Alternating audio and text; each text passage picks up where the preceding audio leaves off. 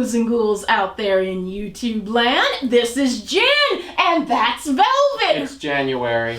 You know what? If you don't say anything, they won't notice. It's still the very tail end of December.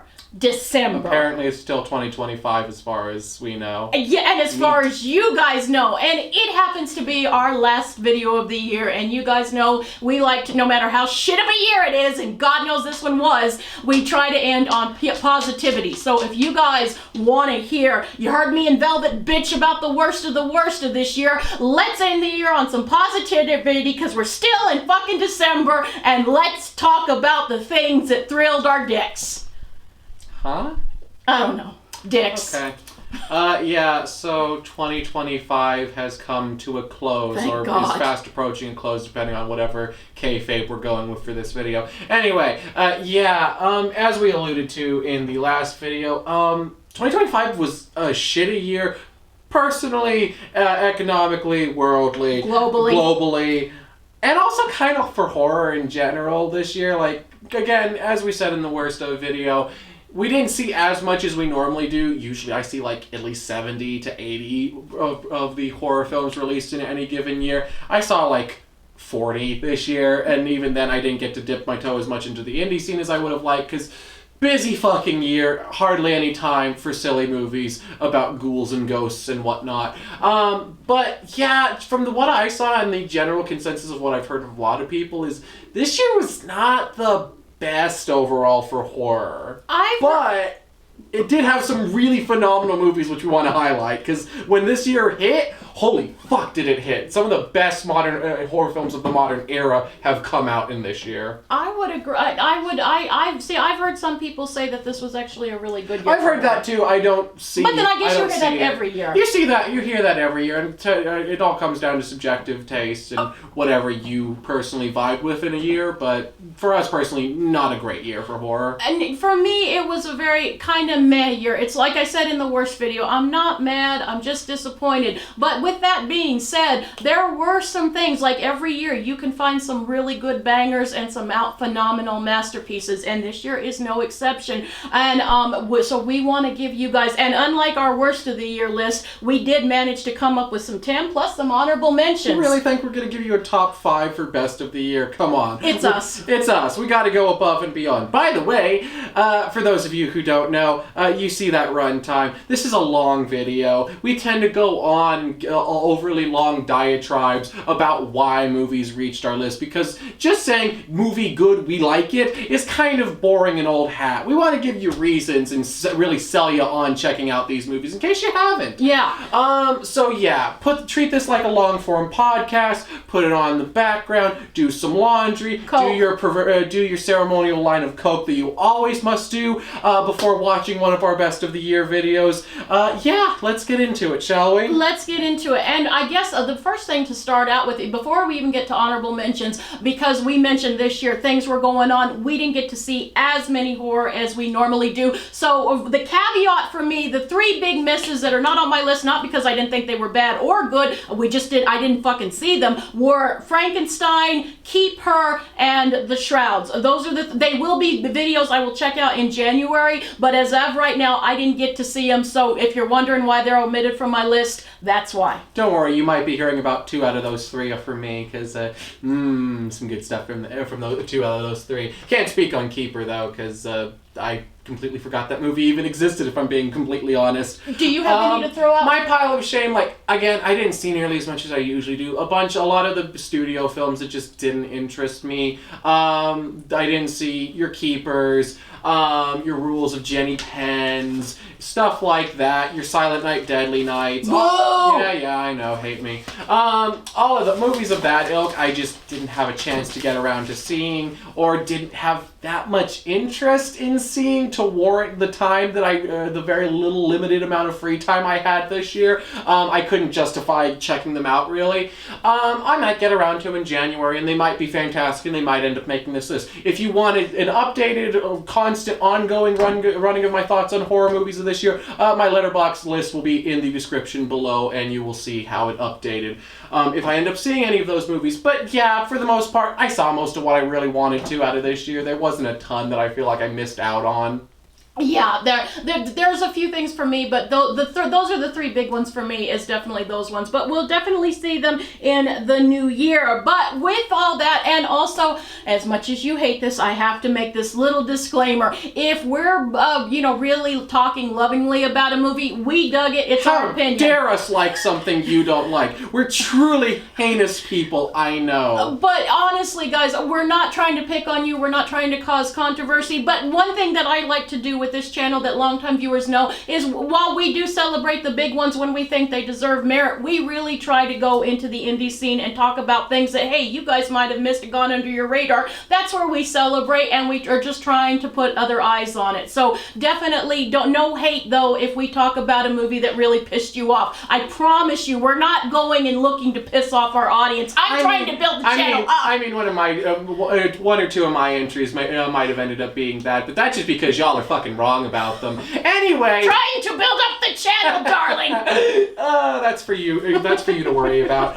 Anyway, do you want to start with the honorable mentions? Yes, and like I said, this is an interesting year, because while I did think it was a meg year, I do have quite a few honorable mentions, and I did fill up a top 10 list, and there's some good stuff. So I guess I'm gonna start one of my honorable mentions, and this honorable mention, let me start by saying, this honorable mention will not be for everyone. This will be for my people, us edgelords, extreme gore hounds, because this movie, for most people, it will not be. I said it in my review that sadly got deleted, but looky Lou. This was a movie that, it's raw, guys. It's not a perfect film, but there was something that stuck with me all year about this, and it is a found footage film, and I know some of you guys are sick to death of that, and it's about a dude that is obsessed and stalks women, and it's rinse and repeat. I've heard that before. I know you have, and so has our audience, but that's what I'm saying. Even though that we've heard this premise, there is something about this, and it's raw. It's a very raw thing, but there was something about it that just kept me, and the ending, the guy doesn't say a fucking word, and I know you guys have heard that before too, except at the very end, and it just there was something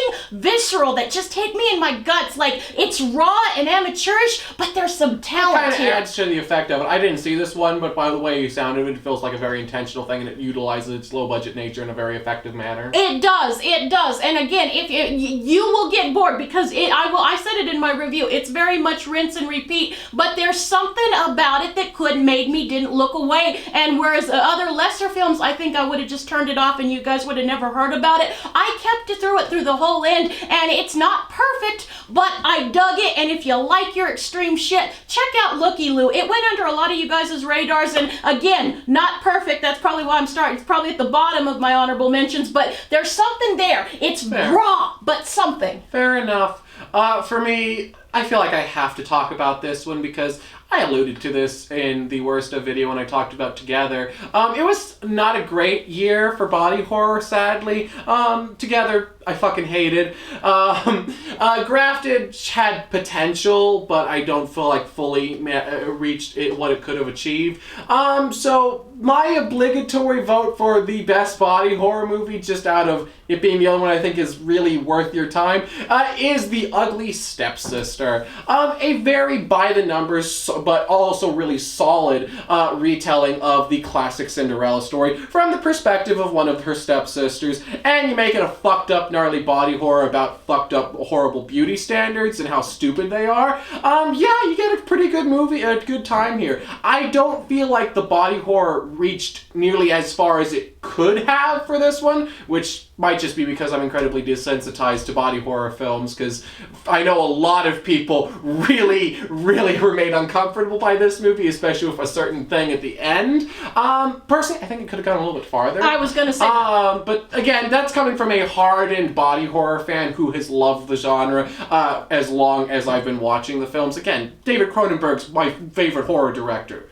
Put a pin in him. We'll talk about him later. Funny you mentioned Cronenberg. But yeah, no, The Ugly Stepsister is solid. I definitely do think it's worth a check out if you're a body horror fan and for some reason haven't yet. But temper your expectations just a little bit. It doesn't go as hard as some people might make you think, but it's still definitely worth your time and has some really good filmmaking going on here, especially from a first timer. I'm really glad you brought it. It's not on my honorable mentions, but I enjoyed it, but I think you enjoyed it just a touch more than I did. good. And my reasoning is because everyone who talked about this film said, oh my God, this is super hardcore. And of course, that just got my nipples hard. It overhyped it for you. And it did. And it was like, okay, this is good. And there's some good body horror, but nothing ever made me go, God damn. And as someone who's always looking for that rush, I was a little disappointed. But the story and the commentary and the thematics of the film are stuff that we do need to dissect. Really and good stuff. It's really beautiful. And if you're just a fairy tale lover, I wish the Pooh universe would take some pages from this little French film. It does have a really good feel of it, and really utilizes its original text in a fun and creative way. I would agree. Now, going from something that's a bit obscure to something that I know a lot of you guys, and most people have a very strong opinion one way or another. I came late to this party, but I really dug Black Phone. I'd heard mixed things. Some people really dug it too. Black Phone too. Some people really dug it. Some people didn't. And I didn't know what I was going to go into. And it's not a perfect film, hence why it's not on my top 10. But it's a fun film. I really had a good time with this one. And yes, we are doing the Nightmare on Elm Street. I can't lie to you people, but who cares? It's fun, and it's not a rip-off exactly. It's just done as a fun, loving homage that us horror fans are gonna get. I think normies, if you have normies in your life, they might not see it the way we see it, but it's fun, it's good. I had a good time, and it's a perfect winter horror. If you guys have stayed away because you've heard bad things, check it out, and now is the perfect time because it's a cozy winter horror. Fair enough. I mean, dug it. Also, how many times have we heard people going on about how they want a new Nightmare on Elm Street movie? This is the closest we're probably going to get. This is probably the closest thing you're going to get for a long time, so might as well check it out. Very much so. For me, this is one I'm kind of flip-floppy on this one. This was the one I was closest to cutting off of my honorable mentions. Not because I think the movie's bad at all, but it is kind of one of those movies I liked it. I really enjoyed my time watching the movie for the first time. But it is one of those movies I kind of have to keep getting reminded about, that it even came out this year. But again, I really enjoyed my time, and I know a lot of other people like this even more than I did. Predator Killer of Killers. This was a very fun, cruel new direction to take the Predator franchise. Basically take the idea Prey set up of what if Predator, but in different time periods throughout history, and just make it an anthology film. And also let's make it animated with really cool, distinct visuals. Great idea overall. Each of the stories is solid. I personally really only like the middle one the most. The one set in feudal Japan I think is excellent. The Viking one is fine. The one set during World War II, also fine. Our finale is fun and solid, but it does sort of have the problem of, okay, I get it. You're setting up for more movies. This doesn't really feel like it's a conclusive end to the story, though, and also does feel like it's oh, hey, cool fan service. Neat. It's very fun. I am liking what Dan Trachtenberg is doing with the Predator franchise. Again, fucking love Prey. Give me a sequel to Prey, Dan. God damn it. But I really like this movie. I can't speak on Predator Badlands. I still haven't seen it. Seems interesting from some of the directions that they went for with that movie, and I'm curious to see what they do with it and how it ties into Killer of Killers. But overall, Killer of Killers is a fun movie that I do recommend checking out, especially if you're a Predator fan. You've probably seen this multiple times over. But even if not, it's a very solid, fun little anthology film that I highly recommend checking out for some cool visuals alone. Very, very cool. I've heard a lot of good things from the Trash Picture Show as well. Shocker. So, yeah, I know. Shocker, huh? I'm going to mix it up. Since the last one was a well-known one, I'm going to give you another undiscovered one that I haven't heard too many people talk about, and I think it's a damn shame. There's a little movie out there called Hollow Road that you guys should definitely go down this road. And for you parents out there, this will be for you, because the premise of this is, imagine your daughter gets into a really fucky situation and you have to make a morality call. Do you protect your young, or are you going to be a good, law-abiding citizen and turn your kid in? Of course, us good parents are going to cover up for our kid, and that's what these parents do, and it's a fascinating little road to go down. I really dug this one. It's an indie one, but it's really good, and this one, I love movies that make you go into morality shoes, black and white and gray, and this movie is shades of gray, because what does it mean to be a good parent? You protect your young at all costs. Fair enough. Haven't seen it, can't speak on it, but I have heard very good things from multiple people, including you. Yeah, I really enjoyed it. It's a damn shame, and it's one I haven't heard that getting thrown around that much. Fair enough. I mean, it doesn't have all the glitz and glamour of certain other films, so True. Fair enough. But it's definitely worth going down. Speaking of glitz and glamour with a movie, so this is probably my most arguably tied for my most obscure movie on the list, but this was a surprise little movie that I just stumbled across one night and really liked, actually. That being found footage. The making of the Patterson Project. This is a mockumentary found footage film that is about a bunch of really bad, low-budget indie filmmakers trying to make a bad, low-budget found footage Bigfoot movie. I heard about this. And we followed them and their misadventures of trying to get their shitty Bigfoot movie made and all the insanity that ensues from that. And also we go into the most insane left field direction in our third act. The reason this movie is on the list is for how fucking bonkers we get in our third act. I was really, really enjoying that. I think it has a great sense of humor for its first two halves, and then when our third act kicks in, we get some really good practical effects, some fun camera work, and still a good little bit of comedy here and there to really bring the whole package home. It's a great time that I highly recommend for both mockumentary fans, found footage fans, and Bigfoot fans, I guess, also. It's a really good time. Very, very cool. It didn't sound like so. I had heard about it, but it wasn't something that sounded like up my alley, and I meant to tell you about it, but I'm glad you found it. It's a fun time. It's a fun time. If you're into that kind of thing, I would imagine it was. And now I don't mean to sound like an asshole, but Sparky knows those aren't for me. But you know what? This year was interesting because while I said that this was somewhat of a meh horror year, one aspect of horror that was really good to Jen was holiday horror films, because there's one on my honorable mentions that I'll be talking about in a second and one on my list proper, and both of them did Jen right. And holiday horror usually doesn't hit with me, and I know you're gonna really disagree with this next pick, but I fucking loved Hard Eyes. I know there were some people in the community, including the person sitting next to me. I can't speak. I didn't finish this movie. I'll be fully transparent here.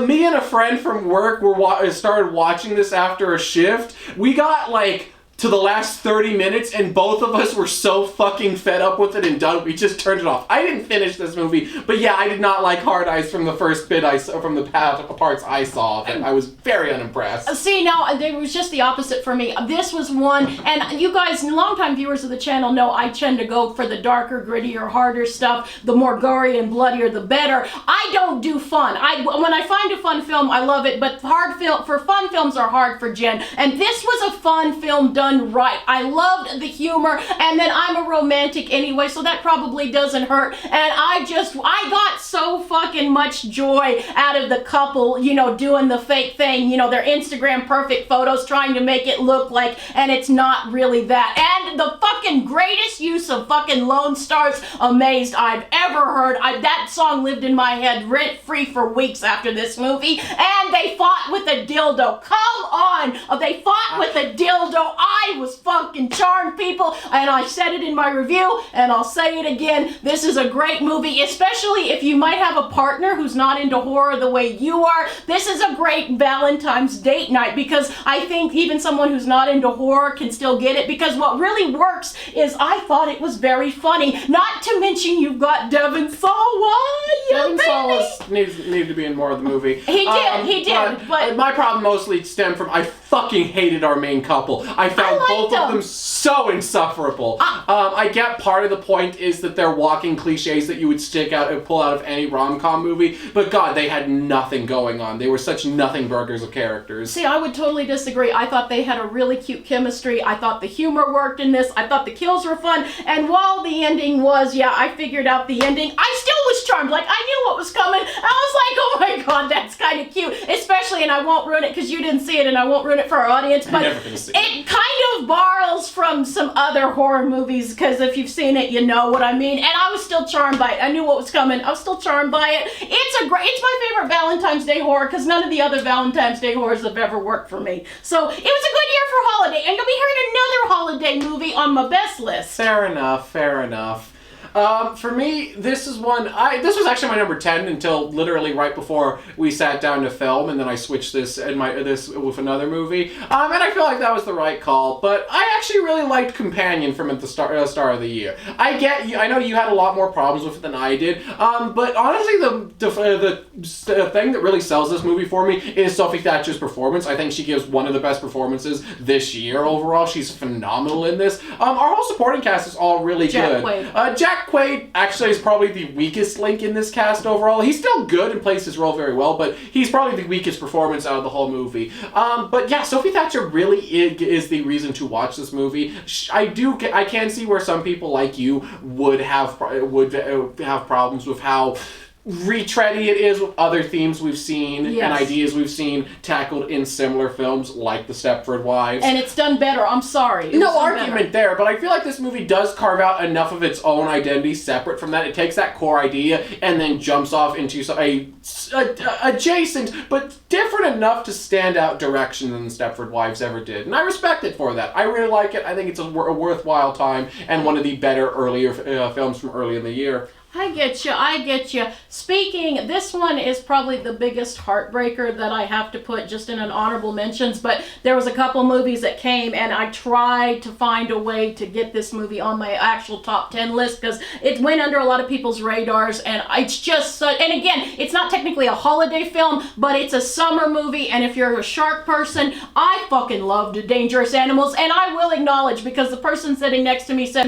aside from the Courtney's performance, there's not much to this story, but the performance is so fucking good. Sometimes a good performance is good and is all you need. And the story was, yes, it was familiar. We've seen stuff done before, but I was just having a really good time. Dangerous Animals is the perfect movie to put on a hot summer day when you don't want to think too hard and you just want to have a good time. Because, and especially the shark horror subgenre is very bearing. We've got a handful of really good ones and a lot of shit, and this one surfaces to the top because it's really good. And again, it's mostly the performance. The story isn't anything new, but it's fun. We have fun kills, and it's just a good time. It put me in a really good mood, and I had a really good time. And this is one that I can see myself playing every summer. I really can. I know you didn't care for it as much. I didn't hate it at all. I do really feel like Courtney's performance is the only reason to really watch it. He was so good. It just needed a little bit more to me, whereas I feel like Companion had a great performance as well as a little bit of its own identity. This movie is really only relying on Jai Courtney's performance for me, but it's a very fun performance that is worth your time at least giving it a shot.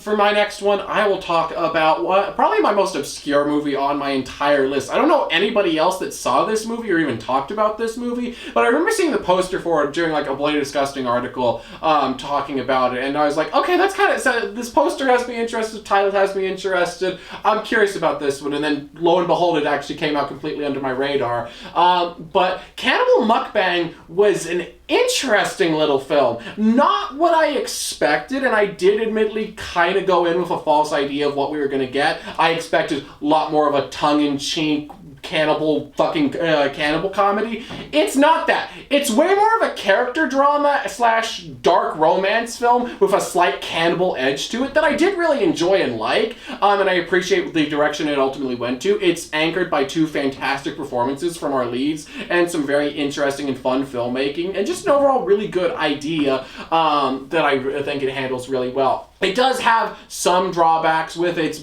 lower budget fare, and I do think there were a couple moments where the script could have been punched up just a little bit. I do feel like our ending especially could have really used a second go around to really give it some je ne sais quoi. I figured out where we were going with one direction of it, and I also was kind of unsatisfied with how we ended up closing the movie off. But very promising showing from this creative team, and I'm looking forward to seeing what her next feature is, and would definitely say it's worth a check out. I saw the cover, and the cover really intrigued me, and it's not a gore fest. I was hoping... It is not. It is not. Like I said, it's way more of a dark romance character drama than a full-on, like, you see the title and you see the poster and you hear the title. You definitely get the image of, like, a dark comedy cannibal movie. Kind of like something like Feed Me. Mm-hmm. Yeah, it's not that. It's way more of a character romance, dark drama thingy, but it's very good for what it is and it has some cool ideas going into it. I get you. I have one more plus my highest, so I have two more. I also have two more. Okay, so that works out really well. So besides my highest honorable mention, my next movie that I really want to talk about, this one came in, this was the last movie I saw of this year. I saw it today, and I'd been hearing it on a lot of people's list, and I really enjoyed Strange Harvest, and I think it's gone under a lot of people's radars, and it's different, but I will say that if you're a fan, now it is not near as hardcore as the Poughkeepsie tapes are, but the style of filmmaking, when I was watching it today, I kept thinking this really reminds me of Poughkeepsie tapes. They took some inspiration from the Poughkeepsie tapes, but and there are some, even though it's not near as brutal, there are some photographs in this movie that go, God damn, they're really going hardcore. And this movie will not be for everyone, but if you're into your serial killer movies, you should put this one at the top of your list, because it is really fun, and you're really sucked into the story. The performances are fine, but it's the story that really sucks you in, and you're wondering what's going on next. And we're doing a little bit of science, which, you know, isn't really Jen's forte at all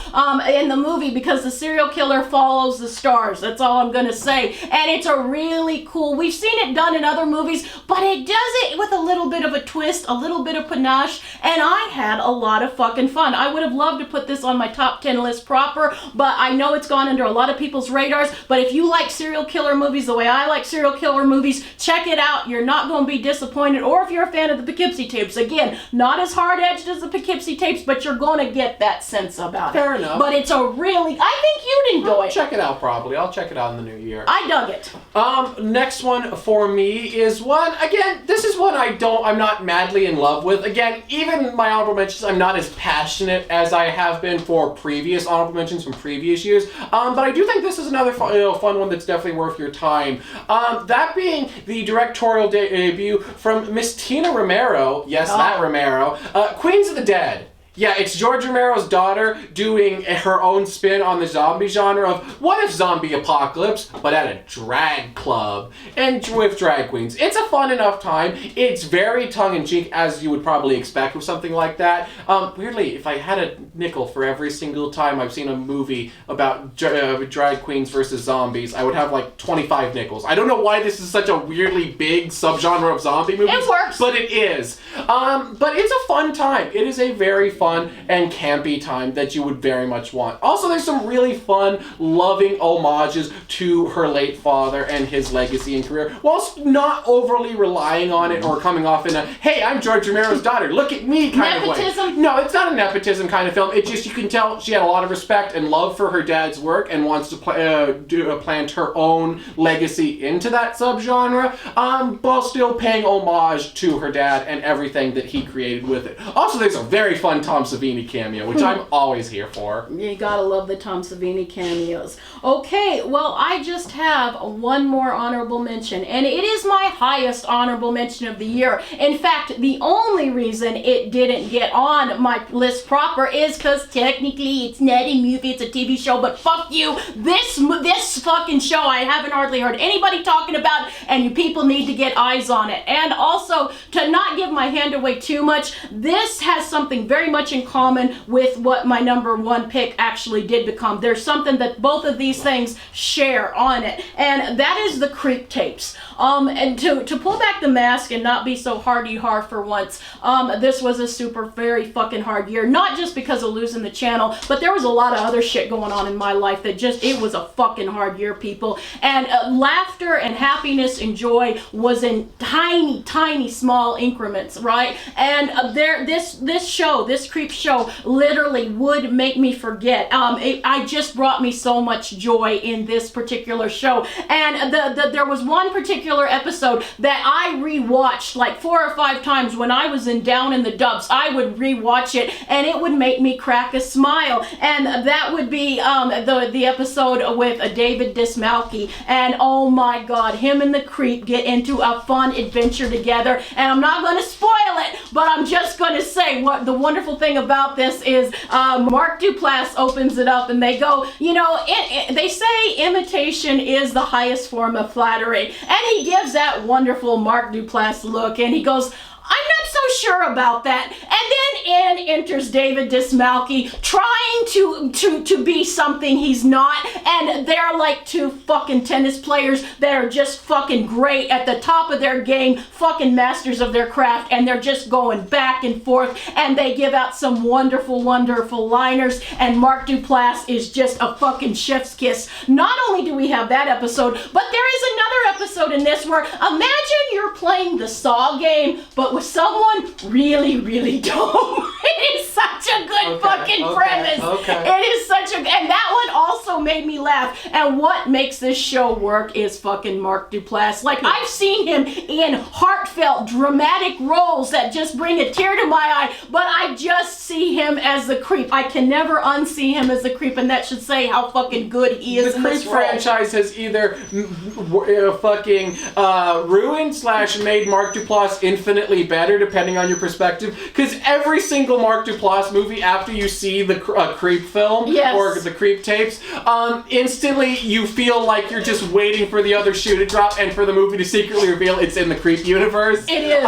It very much feels that way, and yeah, I have not seen this yet, but I really have wanted to. You should. Just, again, for, like you said, David Dashmalkian and Mark Duplass just going back and forth with one another. It's like the two perfect little awkward emo boys of the indie fucking art house scene, just going back and forth and playing together, and that sounds fantastic. It is. As good as I made it sound, I didn't make it sound near as good as it actually is. And throw in the fact that Dismalke wants to be a little wannabe, it insults the Creep, and it's so much fun. But also the episode of, like I said, imagine you're playing Saw with the most dumbest person on the planet, and they just, oh my god, Duplass just nails it out of the park. The whole season is good. They're very quick, and again, the limited of joy and happiness was very much in short supply. That was one of the few bright spots, and when I was feeling really low, I would go back to that episode over and over again, and like I said, it has something very much in common with my number one, so...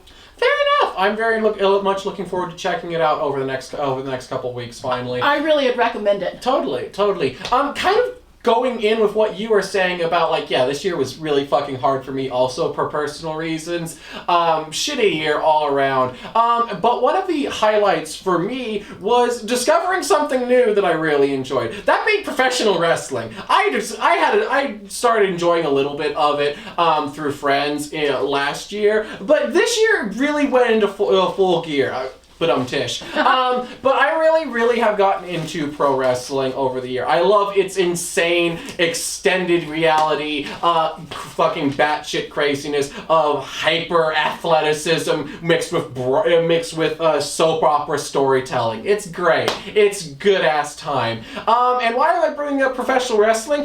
Because we got a professional wrestling based horror movie done by the team that did the Wolf Cop movies. That being Dark Match.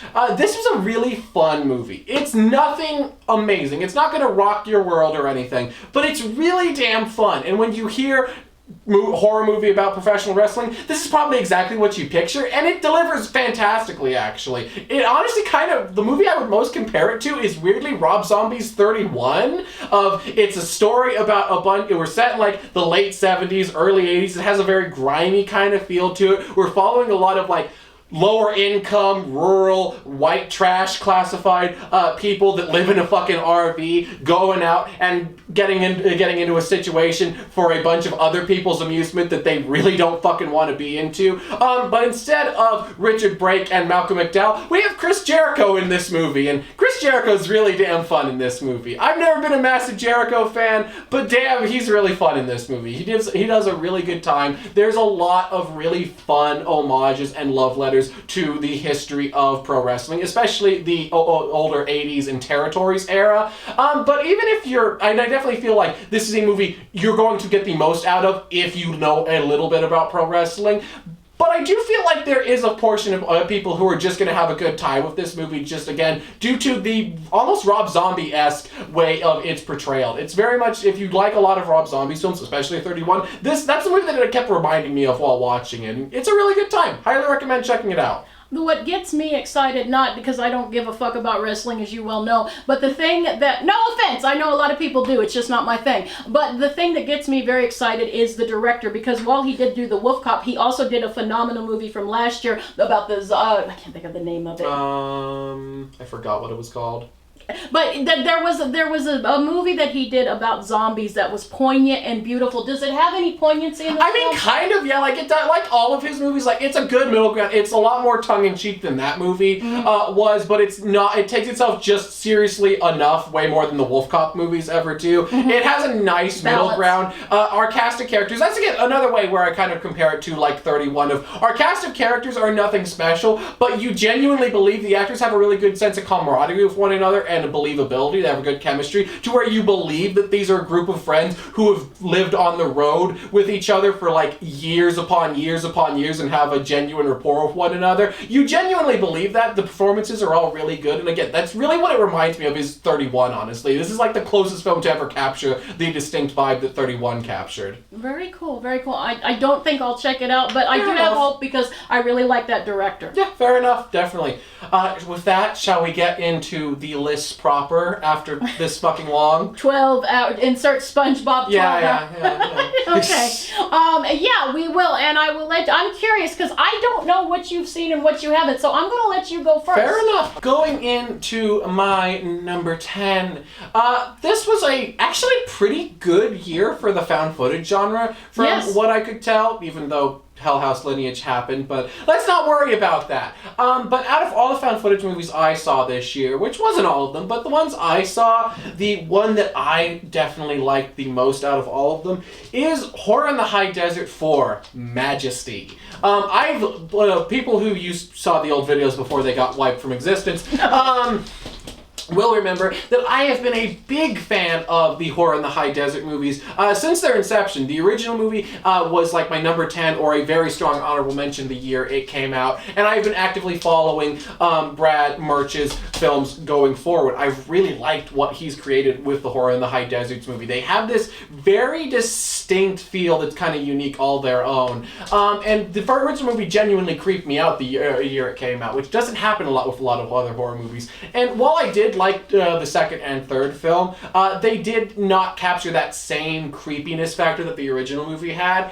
This movie is the closest to it. It didn't creep me out like the first film does, but it had a really nice vibe to it. It has a distinct feel all of its own. I think it actually does do a really good job of telling a proper story, as opposed to, say, the third film, which kind of did have the problem of, here's a story, it ties into the other movies, and its main priority is to set up future installments and build more lore for this world. This movie also does that, but in an organic way, like the best of the Hell House franchise does. It does great world building and setup for future stories, but still tells a contained story all of its own that you're invested in it and want to see where it concludes to and how it might incorporate into the previous films. It's a really good time that I highly recommend checking out, like all of the Horror in the High Desert movies. I'm really glad you highlighted it. Now I'm behind. You showed me the first one. I really enjoyed the first one. I haven't seen the rest, but I'm planning to this year. That's going to be when I want to do a retrospective on all the movies because I really enjoyed them, and it shows what the low budget indie scene can really do. Oh yeah, it's a really great example of like what a micro budget. Because if I remember right back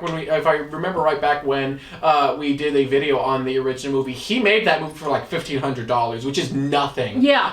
And it looked really great. And again, it's one of the genuine few modern horror movies that actually creep me out, which does not happen hardly ever with horror movies anymore. So yeah, highly recommend these films, and especially the fourth film. You gave me the perfect jumping point for my number 10, because my number 10, and some of you guys are going to, because I'm going to admit right now, it's a rough one. It is also a low budget indie film, and it came out in January, and you know, January films never have the best reputation, and I don't know, maybe 5 other people saw this besides me, but this film has stuck with me since I've seen it, and I said it in my review, which is gone, but I said that in the review that this is the perfect kind of movie to watch watch between the midnight hour and 5 a.m. You know, the darkest part of the night. It just adds that perfect atmosphere. And the story is something we have seen before. But again, there was something, what I always say, and what I get so mad is people go, oh, horror is the lowest common denominator. No, horror has a lot of fucking things to say. And while this one isn't perfect, it has a lot to say about autonomy, men and women, and our place with each other and in the world, and how misogyny can really fuck you up and really do some things and just make the world a horrible place than it already fucking is. Bloodstar was a fucking fascinating film. And to be honest, one of the things is this movie, as you kids say, has the vibes, because we're going down a desolate, deserted desert town, and this woman is being chased by this crazed cop. And I can see and hear and feel some of you guys rolling your eyes, but this movie has, look a little deeper, people, this movie has way more to say. And there is a little bit of fantastical elements, because if you've seen the movie, if you're one of the 5 people that have seen this film, you're gonna go at the ending, why the fuck didn't she just get out of his way? It's not about the actual physical action.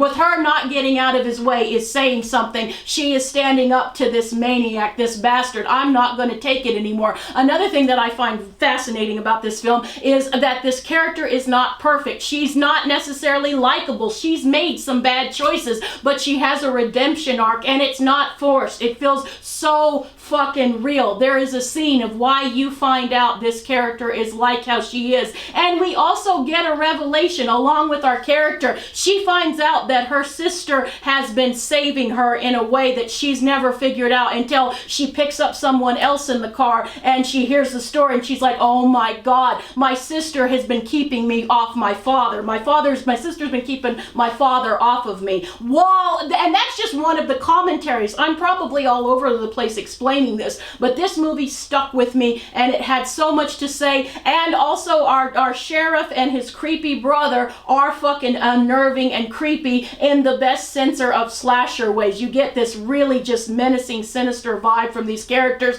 and it's a low budget affair, but they managed to pull out a lot. I know you really like this one a lot. You've hyped this one up quite a bit for me. It's not perfect. Like I said, it's not perfect, but there's something about it, and there is this great scene because she's going down this deserted highway, and she picks up this other woman who has been abused, and when she's hearing this one, and that's something that fascinates me, because we've all had this happen where someone else is telling you their story, and then all of a sudden you have a fucking revelation like, oh my God, and it's just done so fucking well. It's not perfect, and that's why it's my number 10, but check it out, guys. I wish more people had checked this one out. It really stuck with me, and I just loved it, and you guys are probably going to go, oh, this is a generic basic bitch gen thing, but it touched me. No bullshit. This one touched me. Fair enough. So, speaking of movies about a group of characters going down a long stretch of road, The Long Walk. Really? Yeah, this was a movie that I was very cautious towards. Like, I heard really good stuff about this movie, but I was almost always consistently from people that I usually find I vehemently disagree on with most of their opinions on film. Wait, No, not you. Well, you know, you too, but no. But I was curious enough to give it a shot and check it out. And yeah, this movie's really good. I do think it's overhyped quite a bit, admittedly, because you take out the stellar performances and character writing in this movie, it ain't got nothing. It's a nothing burger of a movie. But those performances and that character writing make this movie fucking phenomenal and one of the year's best. Our cast of characters are all really memorable and distinct no matter how long or short of a time we have with them. And they're all really complex and nuanced characters that get a lot of really, really great moments here or there. Our lead is fantastic. Both of our leads are fantastic. Mm-hmm. Our supporting cast are all very fantastic. Mark Hamill is perfect for what he needs to be. Yes. He's not a standout amazing performance, but the character's not supposed to be that. It's a fucking random army general. If anything, Hamill's performance being very subdued and kind of in the background actually accentuates the entire purpose of the general character and what the story is all about. It's a great film overall. Has a lot of really good stuff going for it. Highly recommend. Easily one of the biggest crowd pleasers of the year from what I've heard. Pretty much everybody loved this movie. Yes, and we'll put a pin on that because I have some things to say about that when we go down further in my list. And I do agree with you about Mark Hamill. One thing I want to ask you before we actually get to my next one, you're not the biggest fan of the screenplay, who wrote the screenplay. Yeah, it's written by the guy... J.T. Muller. Yeah, it's written by the dude who did Strange Darling, which, if you'll remember, was a movie I was wildly conflicted on, especially its writing and its screenplay. But yeah, no, he redeemed himself with this one, and I can kind of tell once you told me he was the writer behind it. I can kind of tell there are a few isms in here that I can kind of notice a pattern with him between this and Strange Darling, but. It felt well done. It actually felt like he was working to something, as opposed to how ham-fisted and fuck you core some of the stuff in Strange Darling felt to me. This movie actually does feel like it actually understands what it's talking about and what it's trying to say. Sorry. Yeah, go ahead. No, I just was going to say one foot in front of the other. Yep. It's a great movie. We may or may not be talking about it a little later on my list. But before we get to that, remember how I said the holiday movies sure were good to Jen? This low, interesting. Just because Silent Night, Deadly Night, the 2025 remake is not only my number 9, that's because there are some fucking phenomenal movies this year on this list, and I fucking loved every minute of it. And it's interesting, guys, because I'll put my horror cards down on the table right now. I'm not the biggest fan of the original. Now, I respect it. I think it has some really cool kills. Love Linnea Quigley's quits. Linnea Tiddley's quits? Yes! You know what? Yeah, that's great. Big fan of those. They're really great. Take 2, and if you leave this in, I'll fucking totally kill you. I'm a big fan of Linnea Quigley's tits mounted on those antlers, just like every other horror fan are. Love that. Love the chopping of heads. I love the attempted assault of a little boy having to watch his mother get sexually assaulted on Christmas by a Santa Claus. Love that. Edgelord in me just like fucking chef's kiss. But the rest of the movie is a bit long. But Christmas Evil did all of this infinitely better. Yes, or even To All a Good Night by David Hess. Yeah. But there are some problems. So this was a perfect for a remake. As I've said, as a lot of horror fans have preached at nauseum, they took the best bones of what the original did, but gave it some fresh life. And the performance in this, Owen Campbell, oh my God. And yes, I've heard some people say he's just basically walking out of Halloween and into a Christmas movie. And you guys are right, but who fucking cares? He does it so well. And he was the best part of Halloween Ends. And he was. I said that too. I said that in my review. I had a lot, as people know, I had a lot of problems with fucking Halloween Ends, but he was not one of them. In fact, he was one of the best parts.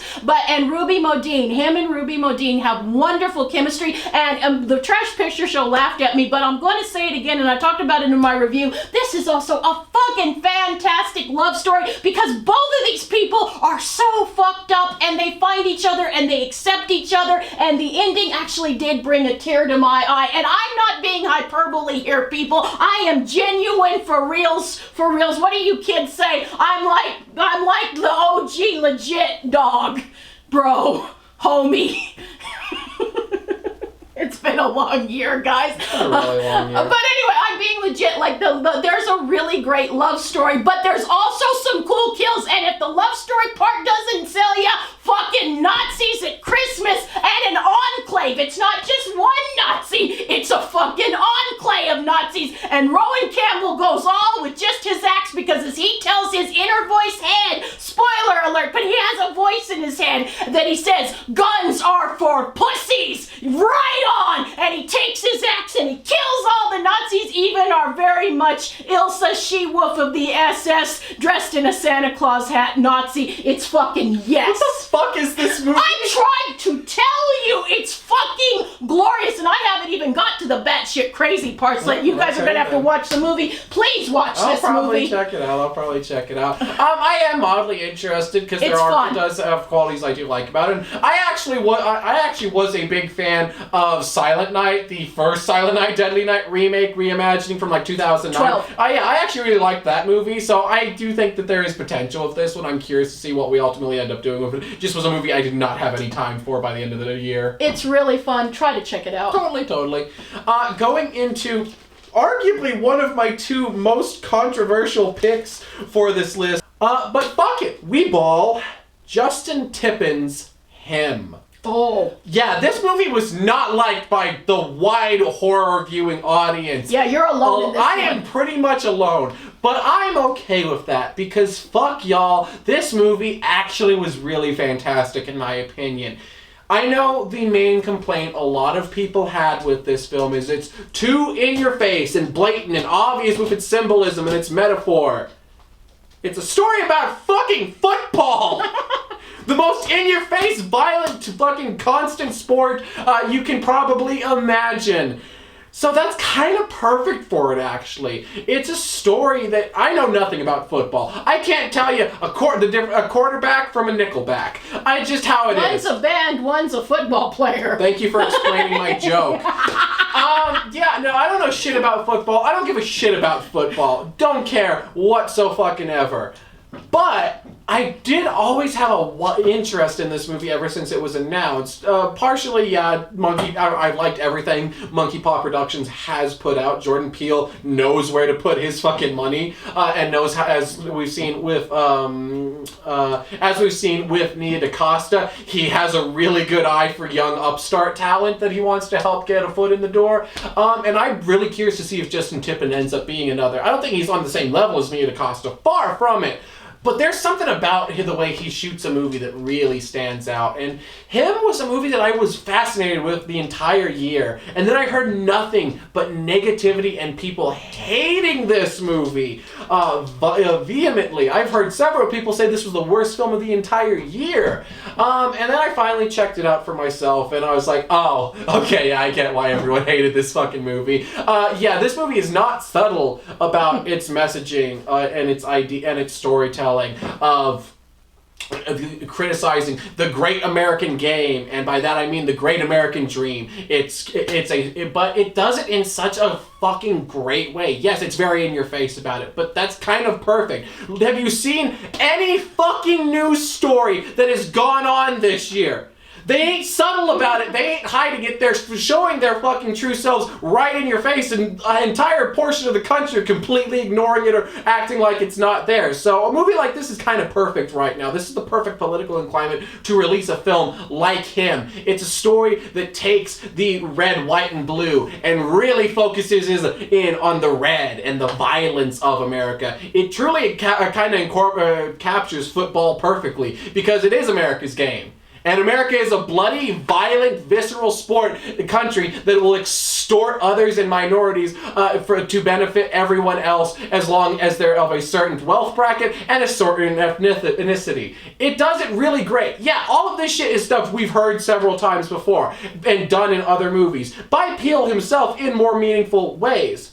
But something about him I really fuck with hardcore. I love the two performances in this movie. I think they're both stellar. And this movie has one of the best endings of the entire year. I had a big old shit-eating grin watching the final moments of this film unfold. It's a great time that I highly recommend checking out. I know it's not going to be for everybody due to the nature of the film, but fuck it. I don't care. This movie was totally for me, and I look forward to seeing it get a massive cult following as the years go on. Because there's no film quite like Him. That you gave me a great jumping off point. That's another one that I have not seen, but I am going to check it out. I think you'll like it. Just like Sparky with their film Him, my number 8 will also not be for everyone, but for a completely different reason, but still very much, if not American, universal, because most of us want kids eventually. Most of us want kids at our end. What if, and this movie puts soon-to-be parents into a very precarious situation because we are set in a dystopian world where people have to apply. Like they've always said, you need a fucking license to become a parent. Well, in this world, you kind of have to be. And someone comes to your house, a full-grown female adult comes to your house and mind fucks you for a whole week. And there may or may not be symbolic incest in this by the fall. The fuck? Yes, the symbolic incest incest is in this movie.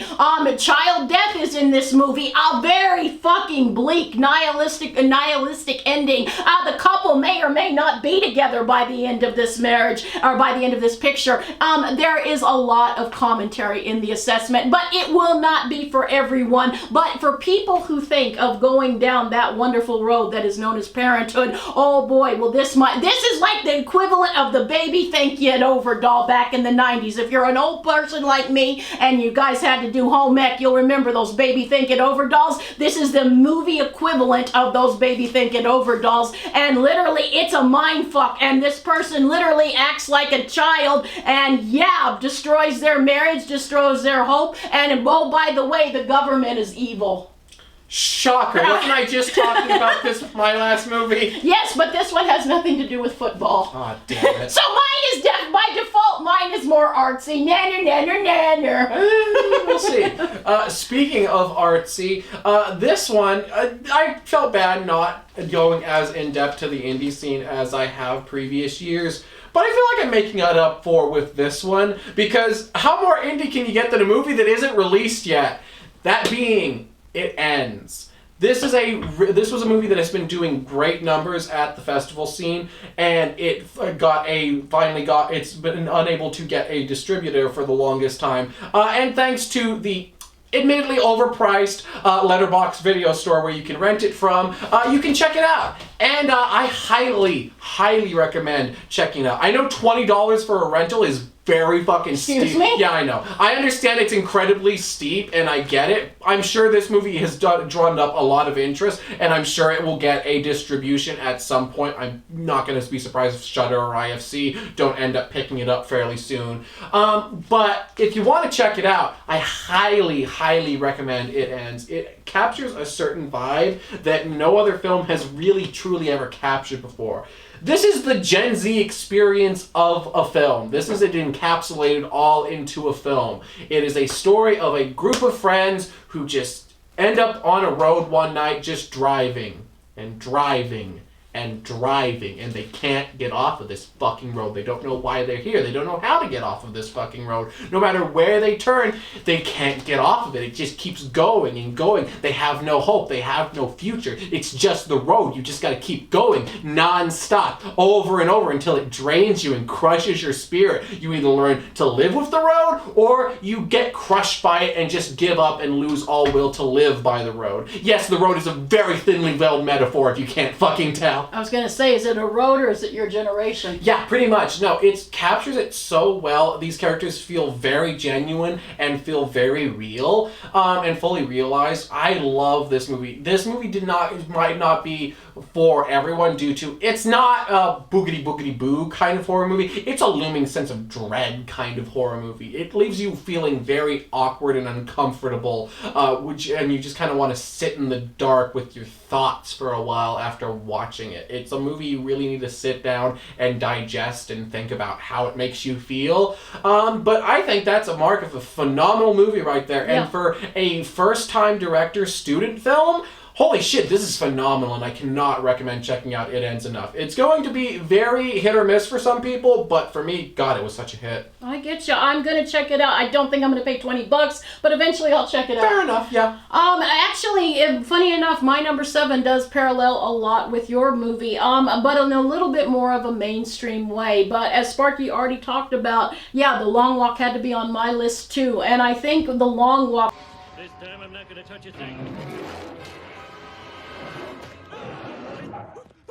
Mustn't crush, mustn't kill, trade it! Oh, I wish I hadn't killed that pig. Well, it's...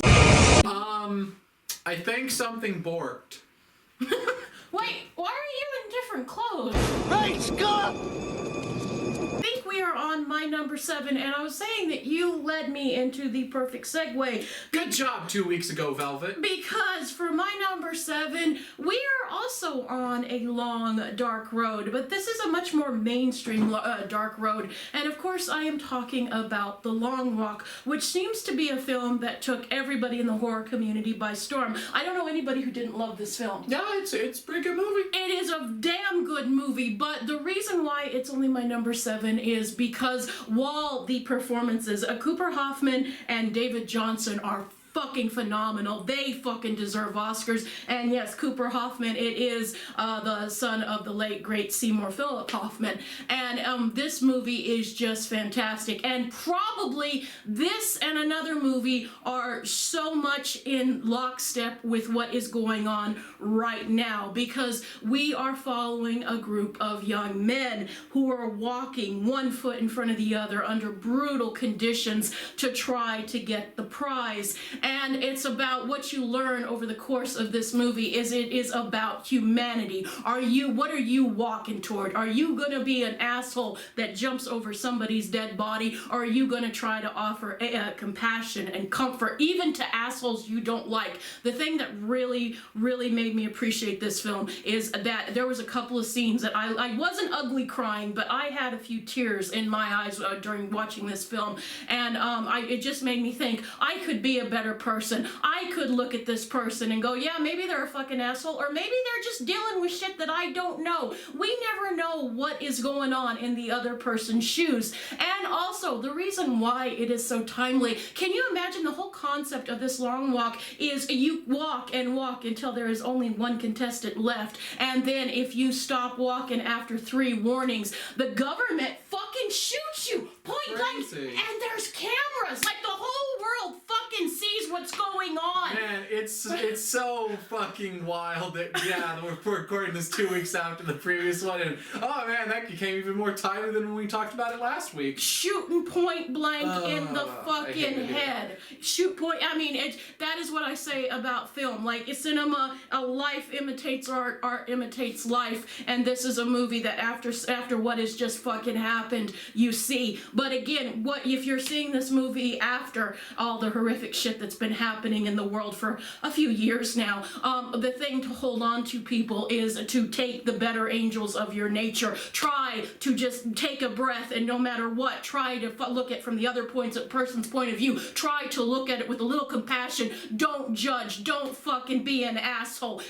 Try to be someone's comfort, someone's aid, because it might make the difference. They might not turn fucking Nazi or fucking MAGA or whatever fucking fascist thing you want to do. Maybe if you show some people kindness, maybe they won't turn. Thanks, Stephen King. Thank you. It's always Stephen King. Like, he is someone who really does have the pulse and can really put it in layman's terms for all of us. So he's basically the Shakespeare of our time. And I'm not being funny when I say that. He truly definitely is. The most prolific writer of our time, for sure. He is, because as Shakespeare was for royalty, but also for the public, Stephen King is for the masses. And it's just a phenomenal movie. The performances are great. Mark Hamill is really good in this too. Yeah. And it's just a movie that made you reevaluate your humanity. I forget if we talked about this when I talked about this earlier or not, or if we talked about it here, but how do you feel about the changes from this to the original book? I don't remember if we talked about that already or not. I don't think we did. I did talk about it in my review. This is one of the few things where you generally, especially you know better than anyone.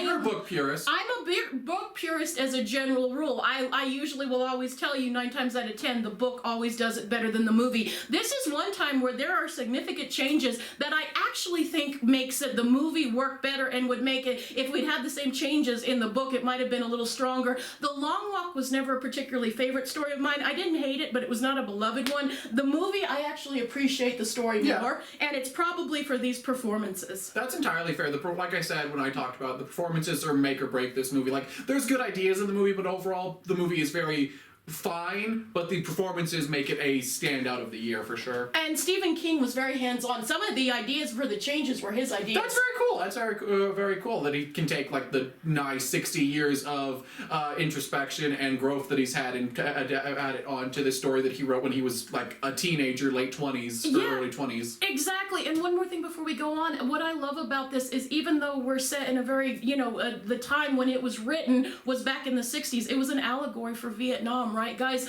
But because of the times, especially after what just happened, I mean, it just feels it feels sad to say. It feels it's an inherently timeless story due to the nature of America as at large. Exactly, but that's what really good art does. It stands the test of time and can be identifiable no matter what century you're living in. For sure, absolutely.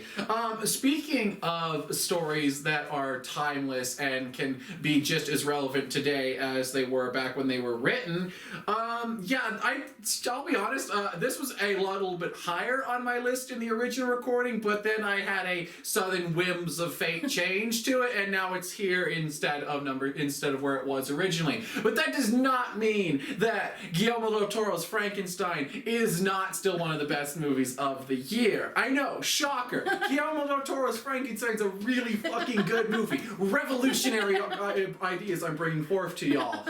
But yeah, no, the movie that his entire career has been building up to, and every other film before this feels like it was him testing ideas and learning different techniques to implement and make this the best version of Frankenstein that it could possibly be. This has been his lifelong dream to make this film. This has been a lifelong project. This very much, it very much won't be, but it very easily could have been Guillermo del Toro's swan song, and no one would question it. It'd be a great note to go out on God forbid, for the man. Again, nothing revolutionary here. Pretty much everyone agrees on this, that this movie is fan-fucking-tastic, and it is. It's a real marvel of a film that we just don't get anymore. Much like with Eggers' is Nosferatu from last year. It's a big, grandiose, costume period piece genre film, and we just don't get those anymore. With a big old budget, glorious, lavish sets, beautiful costuming, and a grueling attention to the most minute details possible in order to really sell it all together. We just don't get movies like this anymore. In the age of Marvel and streaming corporate garbage that gets pumped out every couple weeks, this movie really stands above anything else that's coming out against it, and it's phenomenal for it. The performances are all excellent. The effects work is great. The changes from the original Shelley text are really interesting and feel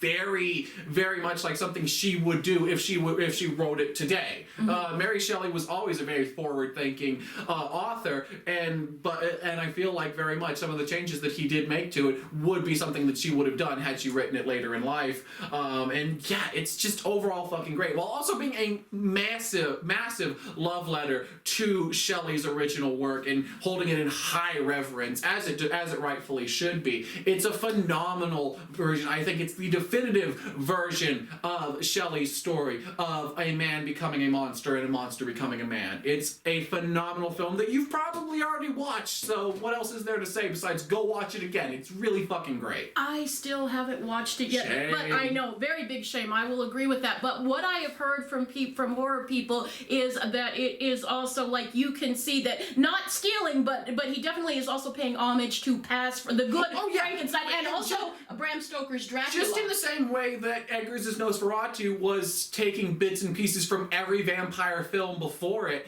this movie much the same with Frankenstein adaptations. It's a little bit harder and less obvious just due to there being far less Frankenstein films, but there's little sprinklings of every version, particularly the Universal and Hammer films, but there's a little bit of everything in here. There's even some Lovecraftian elements brought in. It's all really great stuff, and every single detail perfect. There's no notes. It's a great film that I still really like, but as I was looking over my notes right before we were going to film, I did find myself going back to another movie with a lot more reverence and appreciation after a couple weeks removed from watching it as opposed to this. But I still really fucking like this movie. It's this high for a reason. I get that. I do want to see it, and I've heard that there's even a little sprinkling of Kenneth Branagh in here. I can see, yeah, there's definitely some odes to the Branagh film, which not expected, but kind of appreciated for that movie's couple cool qualities, I guess. De Niro. I like it. I don't know. Jennifer Aniston's Frankenstein's a weird fucking movie. We got to talk about it one of these days. One of these days. Okay, so for my number 6, this is a movie that I can testify will not. There's always at least one on Jen's list that it will not be for everybody. Hence the person sitting next to me. Yeah, hi. I hated this movie. Well, I didn't hate it, but it did make an appearance on my worst of list. But for me, Garden of Eden was a movie that just, and particularly a certain scene, just stuck with me so much. And I'm going to be a little bit bipolar because the last film I was talking about, preaching to you guys about humanity and to try to, get along with people and try to have compassion. And I'm not saying, when I say that, I don't mean agree with, Nazi mega assholes. I'm just trying to look at people human. You know what I mean? That's what I'm saying about this.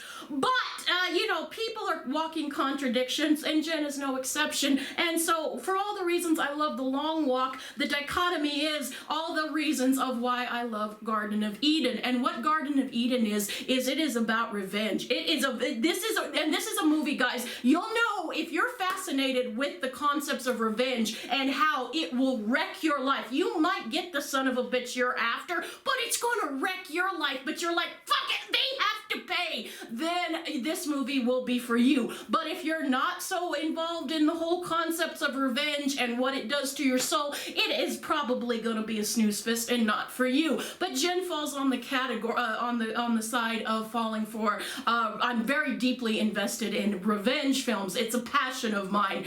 And there is a scene. Marcel Waltz is the director of this film, and they created cinematography. It's just a gorgeous looking film. It is a very pretty film. And there is a scene. It's about a family who basically says, we'll let you, if you pay enough, we'll let you exact revenge on the bastards that hurt you. And there is a scene where there is somebody who their partner becomes a quadriplegic because of some fucking fucking phobic person, and they get revenge. And before they exact their revenge, they say, you know what, my partner, you didn't beat them. They still see the good in everybody, even though they can't walk anymore. They still see the beauty in life. They still see the good in everybody. Too bad I'm not like them. And they just, in that scene right there, you just feel it. And also there's just the music, and it's so good. And there is so much. This movie is not perfect. There are parts that logic, you're kind of gonna go, what the fuck is going on? And it is a little long. That's one of my biggest issues with it, is it does feel a little overstaying its welcome. It does, but for me, I was riveted. I was never bored. I was angry. And the smart thing about this, the writer Joe Netter, which is a shout out to him, he wrote such a good tale, and he actually left me a comment saying that he wanted to make something that forces the audience to really wrestle. And even if you get the idea of that revenge is bad, there are still going to be some people that are, fuck it, it might be bad. That two things can be true at once, and you will not be able to be at peace with yourself till the person that fucked with you, their blood is running through your hands. But be a good person. Some people just need their teeth kicked in. Yeah, the truth, two things can be true at once, and he really wrote a script that really makes you wrestle with these high-minded concepts. It will not be for everybody. I am probably the only person you'll hear this movie from, but there will be a certain crowd that will dig this movie. I can totally see where you and some other people would really vibe with it. It was not a movie for me whatsoever, but I do appreciate and can recognize there are some really good qualities about it. It really is, and the director is Marcel Waltz, and he made a name for himself a couple years ago with a movie called Pretty Boy. He also came out with another film called Brute 76, which I'm looking forward to checking out. Totally. He's a director for I'll me. be very curious to see what something else from this creative team. While this one was not for me, I would be very curious to see, because there is a lot of potential and promise shown in this movie through various things. So yeah, for sure. German gay director. Tight. Yeah. Jen kind of movie. Very much a Jen kind of movie. Going into number 5, halfway point, yada yada, how you doing? Get your refreshments. So this year was hard, as we've gone over several times before. Mm-hmm. There were very few bright spots and moments of like immense irreverent joy. One of the very few though was such a great time. That being getting to watch Final Destination come back. God, what a wonderful, wonderful experience that it was. After a couple years ago of I always had an appreciation for the Final Destination films, but a couple years back when we did a retrospective on them, I really fell in love with these movies and really appreciated everything that they were and all of the movies except for 4. Fuck 4, it's a piece of shit. But the other 4 movies are all fantastic and genuinely, even though, yeah, people know Final Destination and haha log truck jokes, but genuinely I feel like Final Destination is one of the most underrated franchises in horror due to how consistently excellent all of its films are. Again, minus 4. But they're all great, and all of them have different qualities and different aspects that I can totally understand why they would be someone's favorite. And they all are very different films and have a lot more to them than a lot of people give them credit for. Yeah, sure, they're films about how awesome it is to see some people die, but at the end of the day, they're all really interesting stories of exploring life and death and what it means to really be here. Those are themes that these films had always touched on and explored. Not to the level of Final Destination Bloodline, on the other hand. This movie takes those themes and really just dives headfirst into all of them, bringing up a cast of characters that are very memorable and probably some of the best characters in the entire franchise, some of the best deaths of the entire franchises, and some of the best set pieces of the entire franchise. There's some really, really fun bits here that I feel like any horror fan is really gonna enjoy, particularly like the MRI machine or the sequence in the tattoo parlor. Great stuff there all around. Yeah, that all was fantastic, and I was really happy to see all of that. I was glad to see this movie succeed so well. That brought a lot of joy to me to see how well this movie did and to really show hey, Final Destination is still as relevant as ever. We're bringing this back hardcore.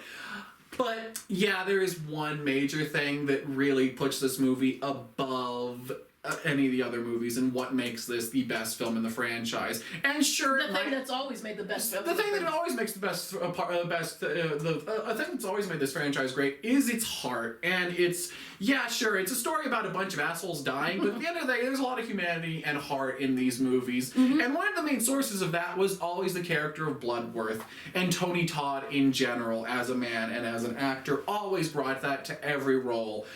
But yeah, this movie was our goodbye to him. A man who knew that he was going to die and decided, fuck it, I'm gonna throw everything I got into one last phenomenal performance and say goodbye to all of my friends and family and fans. It's very similar to David Bowie's Black Star in a lot of ways, of a story of a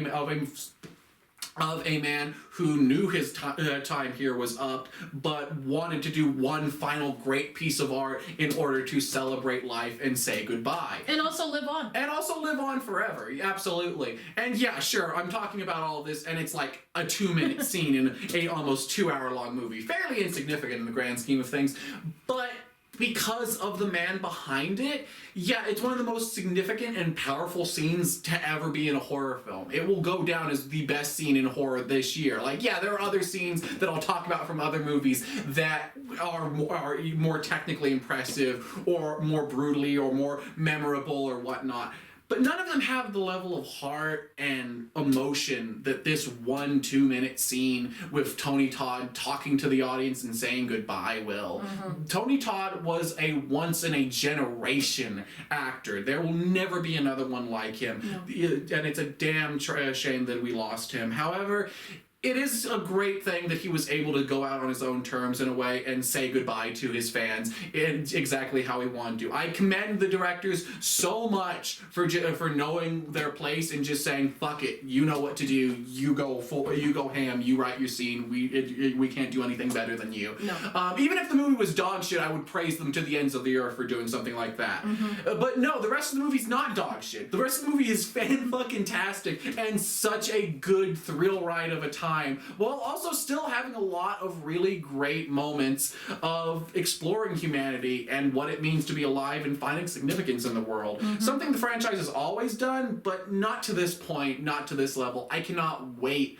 to see what the future holds for this franchise and what this creative team is able to bring to the table and really upend Final Destination and make it something truly special and mark it down as one of the definitive best horror franchises of all time, as it rightfully should be.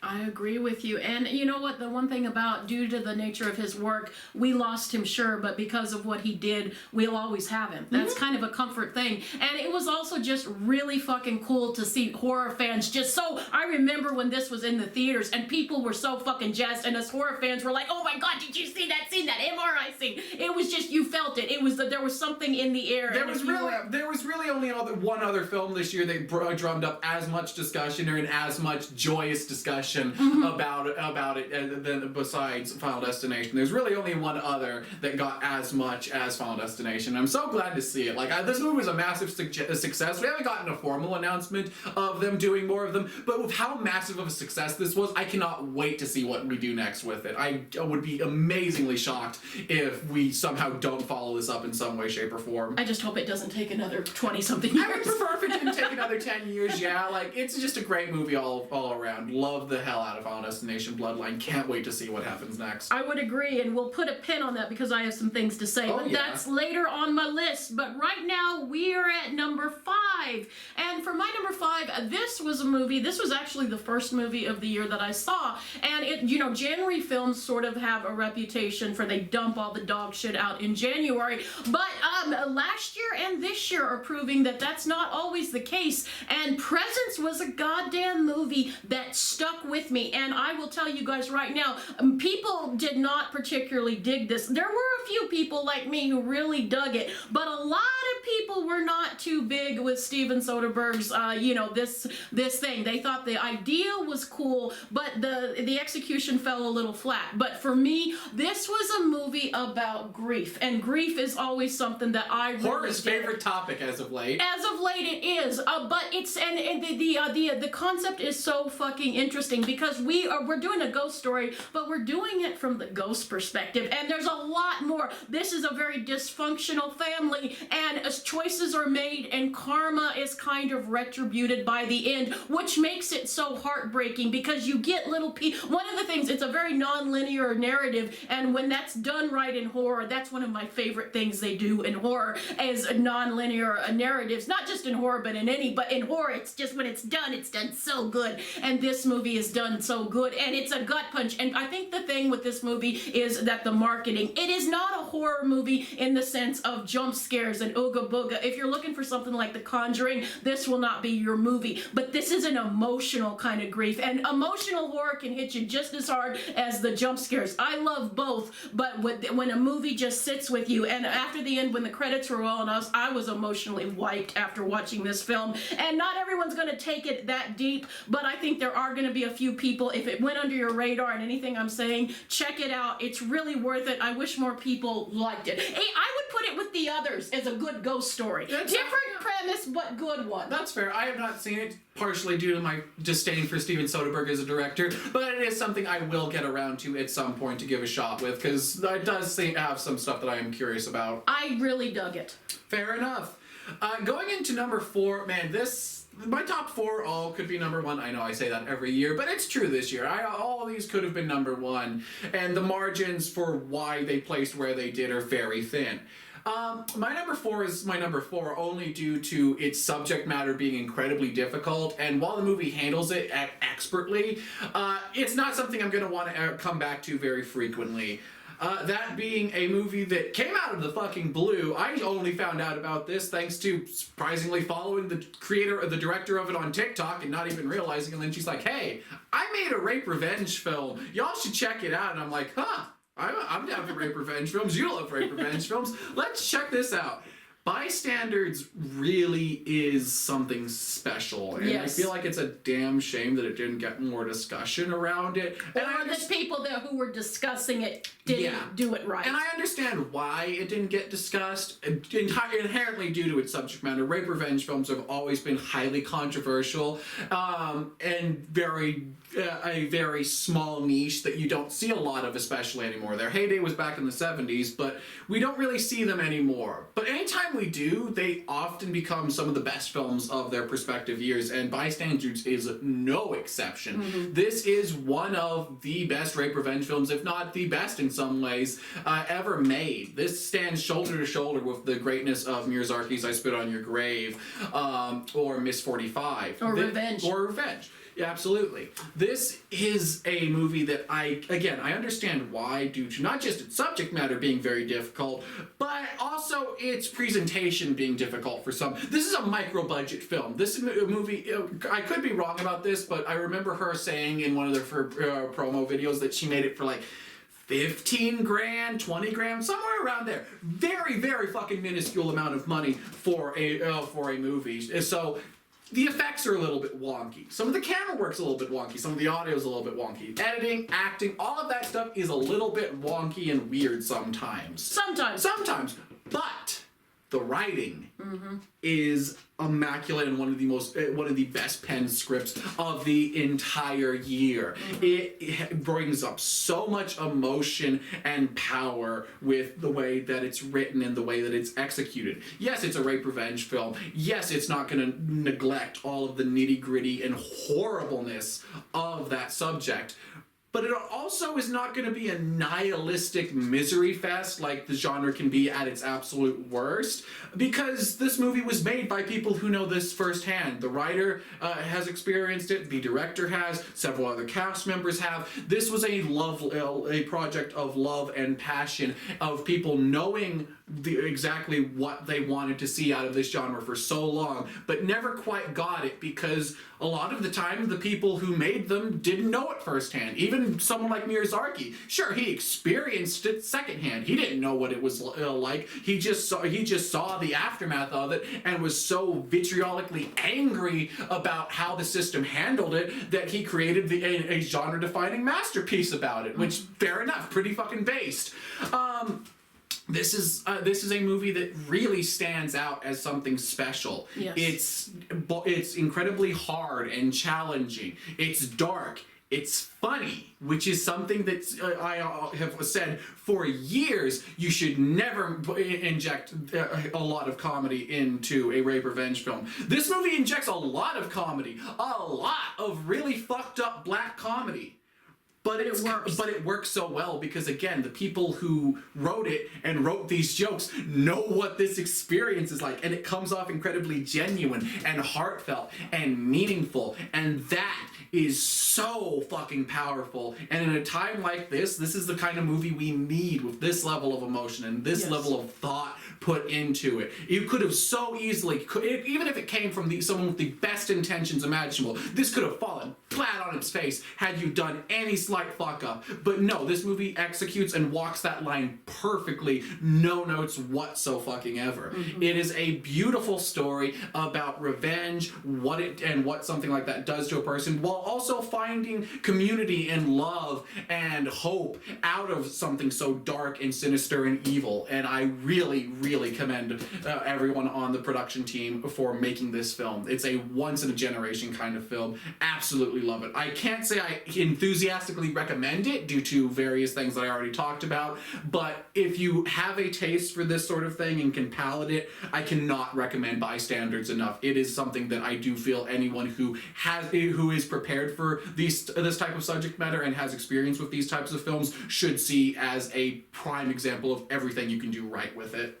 Put a pin in that. Oh yeah, I would hope so. Put a pin in that. Okay, so much like what Sparky said, we are at my number 4, and yeah, all 4 of these movies could arguably be my number 1. And my number 4 is a fucking masterpiece. And probably there's going to be some of you getting your tar and pitchforks out at me that this isn't my number 1. I can hear some of you goes, we know she's a fake horror fan, but Jesus fucking Christ, at least have the decency to have Sinners as your number 2. So why is Sinners as my number 4? I'm gonna say right now, it's a fucking masterpiece. I have absolutely no fucking notes. Ryan Coogler.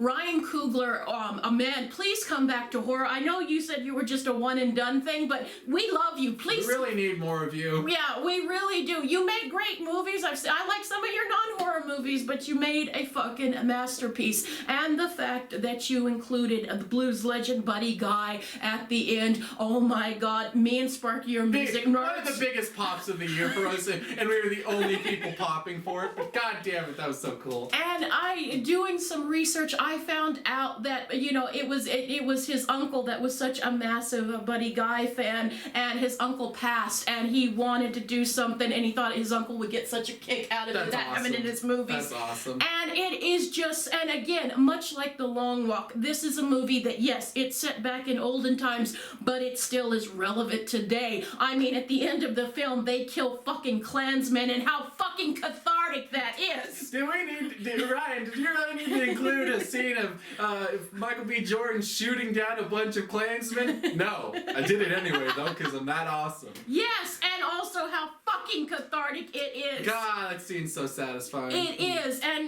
not to mention Michael B. Jordan. I swear to God, I forget that it's not two different actors playing, because the twin brothers are so fucking different, even if it's played by this one phenomenal actor. This is a vampire story that goes in my top fucking 5 favorite of all fucking vampire stories. This goes with something like The Lost Boys. This goes with Transfiguration, Fright Night, Near Dark, all the fucking greats. It's a fucking masterpiece. And it is, and the music, and it transcends, and like having Buddy Guy is just such a fucking perfect thing, because the whole film is centered around music, and those shots are so fucking good. When we have the church people, and we have the juke joint people, and it doesn't matter, because it all culminates to music, and we see that people are just trying to get by, and that people are people, and oh my God. And also, when our vampire comes and goes, yeah, they said the same thing when they came to my country. Oh my God. Remick, you misguided piece of shit. I love you. Oh my fucking God. Yes, again, we even our fucking evil person in this, I mean, he's complex, layer, this whole movie is so fucking layered. It is so good, and it's talking about things that are still so relevant to our time. Oppressed people. Can you imagine it? Crazy. It is, but so why is it only my number 4? Because as I said in the beginning, that while I love this movie, I have absolutely no notes or criticisms, except please come back, do more horror. But aside from that, but there are a couple of movies on my list that just for reasons, they just hit a little bit harder. This was a masterpiece, no notes. It's unfair, but these other movies just spoke to me on different levels, and my number 1, the reason it's not my number 1 is because my number 1 movie gave me something that the Sinners didn't. As much as I fucking loved Sinners, my number 1 movie gave me something that no other movie this year gave me, and the other 2 movies there were other things they said that just spoke to me a little bit better, but that doesn't negate the fact that fucking Sinners is a fucking masterpiece. Great soundtrack. Hey, you see that title? Notice how it says favorite and not. It's just because we can acknowledge a movie might be better than other movies ahead of us. However, this is where they fall for us personally. Yeah. So, you know. Exactly. Novel concept, I know. It is, but it's not, but I worry that people are gonna go, well, she didn't. No, I fucking How love dare this she? movie. She only has it at number 4? What the fuck? But that does speak to the quality of the piece. It does. It's just there's other these other ones spoke to me, and it's also film is where you're at. And right now this year, these movies totally spoke to me on another level. But it doesn't blind me to the fact that this is a fucking masterpiece. And if you have not seen Sinners, what the fuck are you doing? Yeah. Stop watching us and go see Sinners. You should do that, and then come back, and then go watch Sinners again. And buy the soundtrack. And buy the soundtrack. It's pretty good. Okay, so my number 3, this is where Frankenstein originally fell, and I switched my number 6 around. And yeah, that's a pretty drastic placement change, but man, this is a movie I can't stop thinking about since I went back to, since we did the original video. This is the movie I keep coming back to and keep reflecting on different ideas that it implants. I've never hidden the fact that David Cronenberg is my favorite horror director of all time. I love every single piece of a man's body, horror or not. I think every single movie he's done is fantastic. Yes, even Shivers. Lesser than the others, but still fantastic in a lot of aspects. And yeah, so when we come down to one of his arguably most controversial films, which for David Cronenberg, that's kind of saying a lot. Yeah.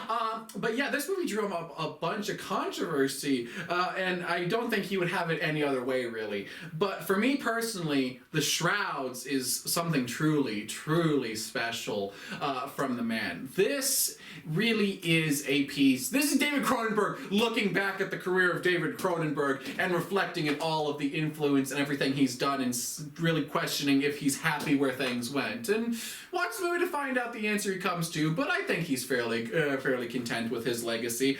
This is also him going through grief and exploring all that. The man who spent his entire career thinking of all the horrible things you can do to the human body, really having a hard time coming to terms with the things that happen to the body of the person he loves. His wife died, and he used this as a way to grieve and come and work through her passing. And it shows, like, yeah, I'm not the only person who's pointing this out, but even David Cronenberg has kind of alluded to this. The main character could have basically been named David Cronenberg and played by David Cronenberg because he's just David Cronenberg. It's a really great performance, though, and it's such a powerful film. We don't get a lot of films like this where a director can fully go back at the entire legacy of their career and really reflect on everything they were able to do. It happens from time to time, but it's very sparse and rare. And again, going back to the Black Star parallel, it very much reminds me of a lot of Bowie, a lot of points on that album with Bowie looking back at his legacy and his career. That's what Cronenberg's doing here. He incorporates elements from every single point of his career and every single one of his films into this thing. He gets some body horror in here, because of fucking course he does, but he also gets a lot of the more introspective parts of his career. There's some Naked Lunch in here. There's some Crash in here. There's some History of Violence in here. He really reflects on every single chapter of his career and what it has meant so far. And yeah, the master of body horror does not fail to deliver on some great body horror. It's more downplayed, which I feel like a lot is what made a lot of people turn away from this film, because they kind of just pigeonhole David Cronenberg into just doing The Fly and nothing else. I'm gonna be real honest, a lot of people are really fucking guilty of that. And it's a bit of a pet peeve of mine. But yeah, he is more than The Fly. Yes. The Fly is great, no arguments, but he has a lot more to him than just that. And he has more than just body horror. Again, History of Violence. Naked Lunch has wild out there body horror moments, but ostensibly neither of them, even Crash, is a fucked up love story in a lot of ways through a body horror lens. And this movie in a way is too. It is also a fucked up love story. And yeah, it's a love story about a man and his wife. It's a love story about a man and his career, a man and his legacy, a man and the people around him and how they all affect and intertwine, a man and death. A lot of people have suspected that this is most likely going to be Cronenberg's last film, and yeah, given its ending, I entirely agree with them on that. I do feel like this is where he is tapping out and gonna just take the rest of whatever amount of time he has left to just devote to his family that he still has and whatever else he chooses to do with. I could totally be wrong, and he could pull something, some big surprise out of his pocket, which would be the most David Cronenberg thing imaginable, honestly. But if it is his final piece, what a way to go out on. An absolute master going out with an absolute masterpiece of a film, and a hell of a goodbye from the master of body horror. Masturbate. I was thinking it. Yeah. But yeah, no, absolutely. It's not going to be for everyone, because it's not typical David Cronenberg. It is very different from a lot of his other films, but also perfectly in spirit and perfectly in tone with all of his other films. In a lot of ways, it is like Frankenstein.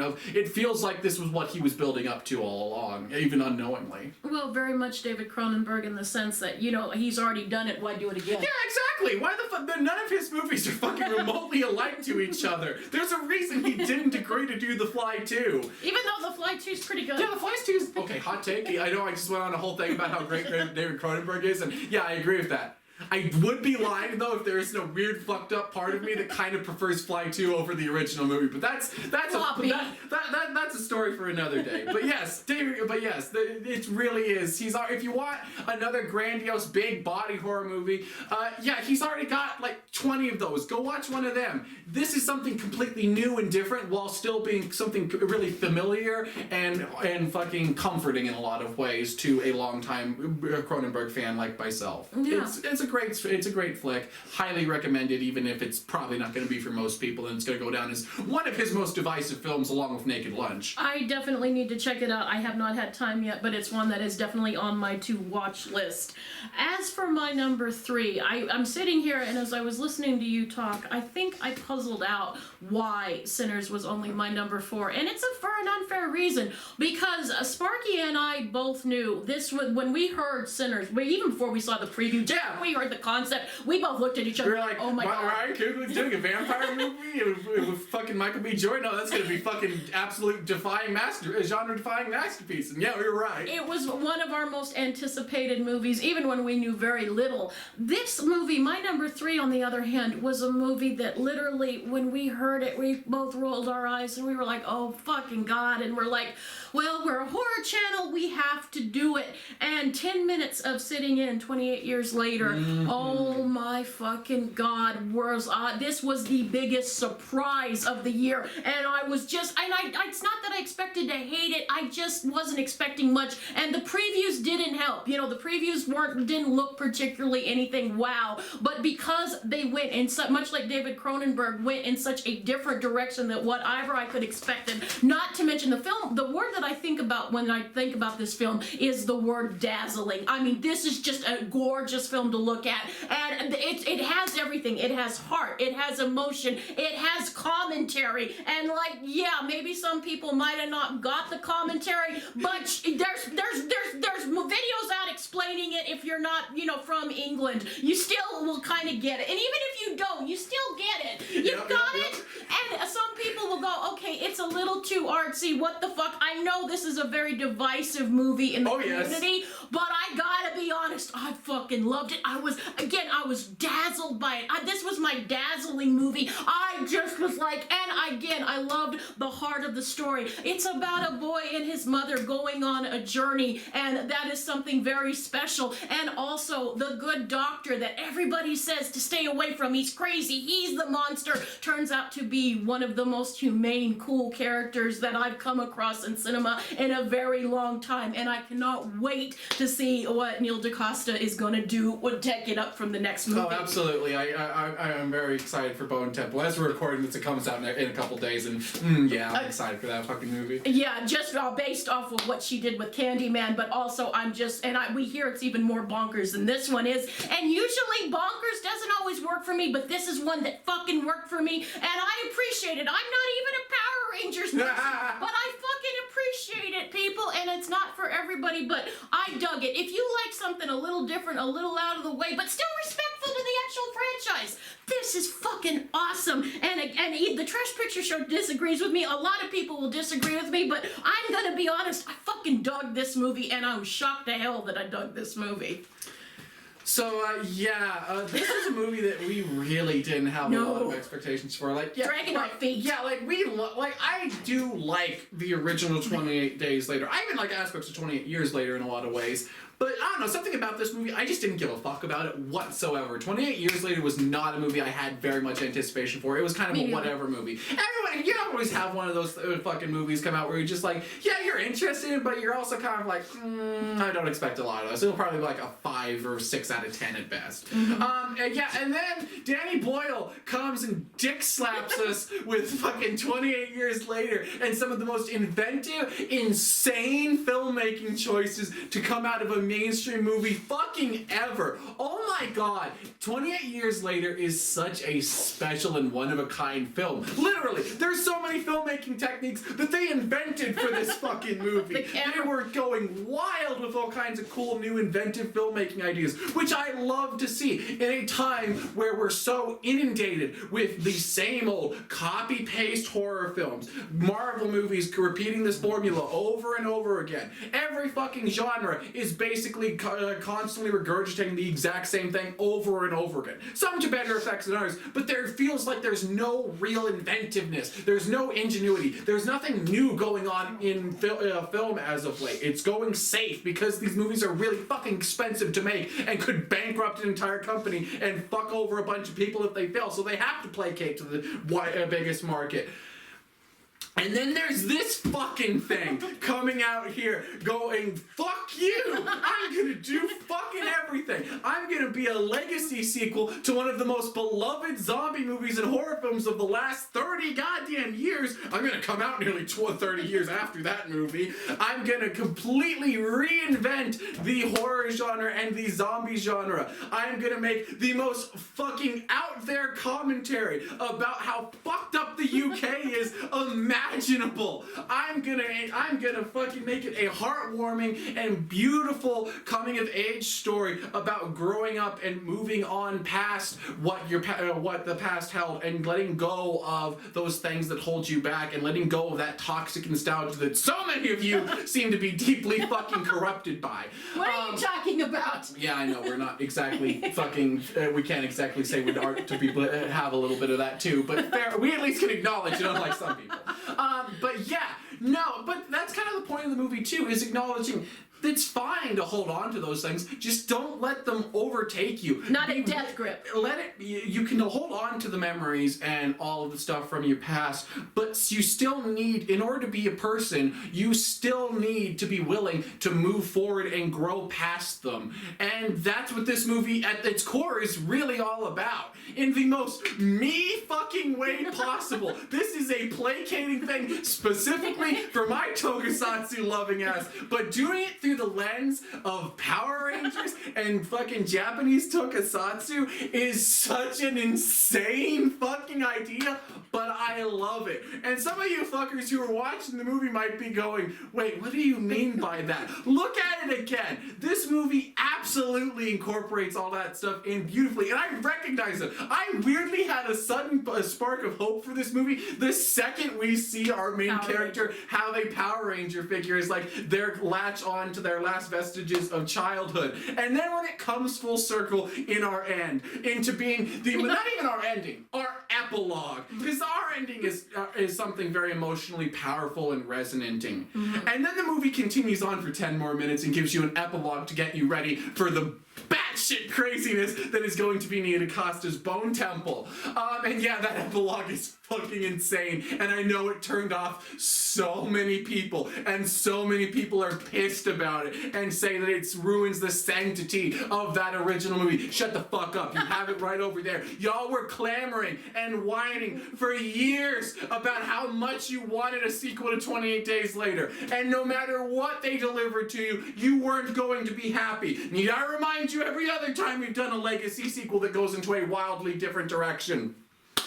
The difference between this and something like Halloween Ends for an easy target, this one actually fucking delivers and sticks to its guns. Yeah. Instead of what Halloween's End did, and I don't mean to dog on that movie does have its good qualities, but the problem with that movie is the fact that it half-asses going into a new direction. It tries to, but also it wants to constantly leech back in to the legacy and go, oh, Michael Myers and Laurie Strode is super cool. We gotta go on that. We're gonna make it a story about other people, but we're gonna make them feel like footnotes in their own movie and make it about Michael and Laurie. No, this movie's like, nah, fuck all that. Fuck everything in the past. Like, yeah, it happened, and you might see characters from the other movie, from the original movie show up at some point. Maybe. I don't fucking know. I'm too busy focusing in on how I'm gonna shoot this scene in a no wild inventive way with like 20 iPhones duct taped together. And I'm gonna get a bunch of fucking British blokes in shitty blonde wigs and tracksuits doing fucking backflips and kicking zombies, cause it's cool, and it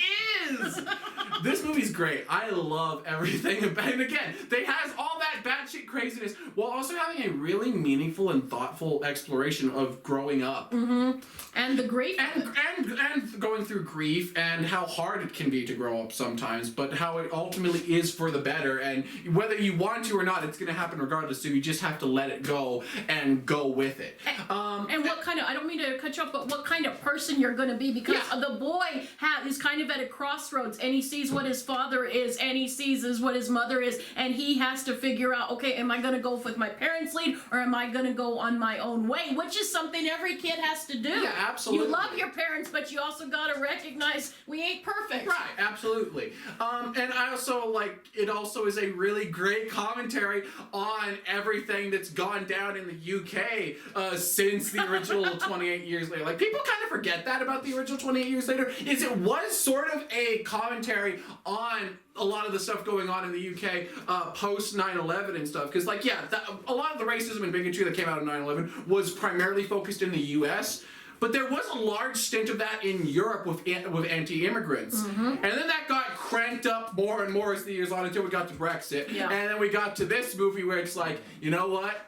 The entire rest of the world moved on past the zombie pandemic, except for the UK. They can't get past it. They're so stuck in this fucking hatred and bigotry that they literally keep killing themselves over it. Everyone else is fine, and the rest of the world's looking at them like, the fuck's wrong with you fucking crumpet-eating idiots? Again, trying to move on. Yeah, and it's great. I love everything about it. I know some people said that was really stupid that the rest of the virus completely got eradicated everywhere else in the world except for the UK. No, fuck that. I think it's super genius and really creative. I love 28 Years Later. It is really the most unique and standout film of the year. It's a great flick that I cannot recommend enough, and I can't wait for Nia DaCosta to whip out her giant cock and say, fuck you, my movie's even better. I look so forward to seeing what the Bone Temple entails, and yeah, go watch 28 Years Later. And if you hated it when you saw it, well, fuck you, but go try it again and try to come at it from a different appreciation. Like, sure, it wasn't what you wanted,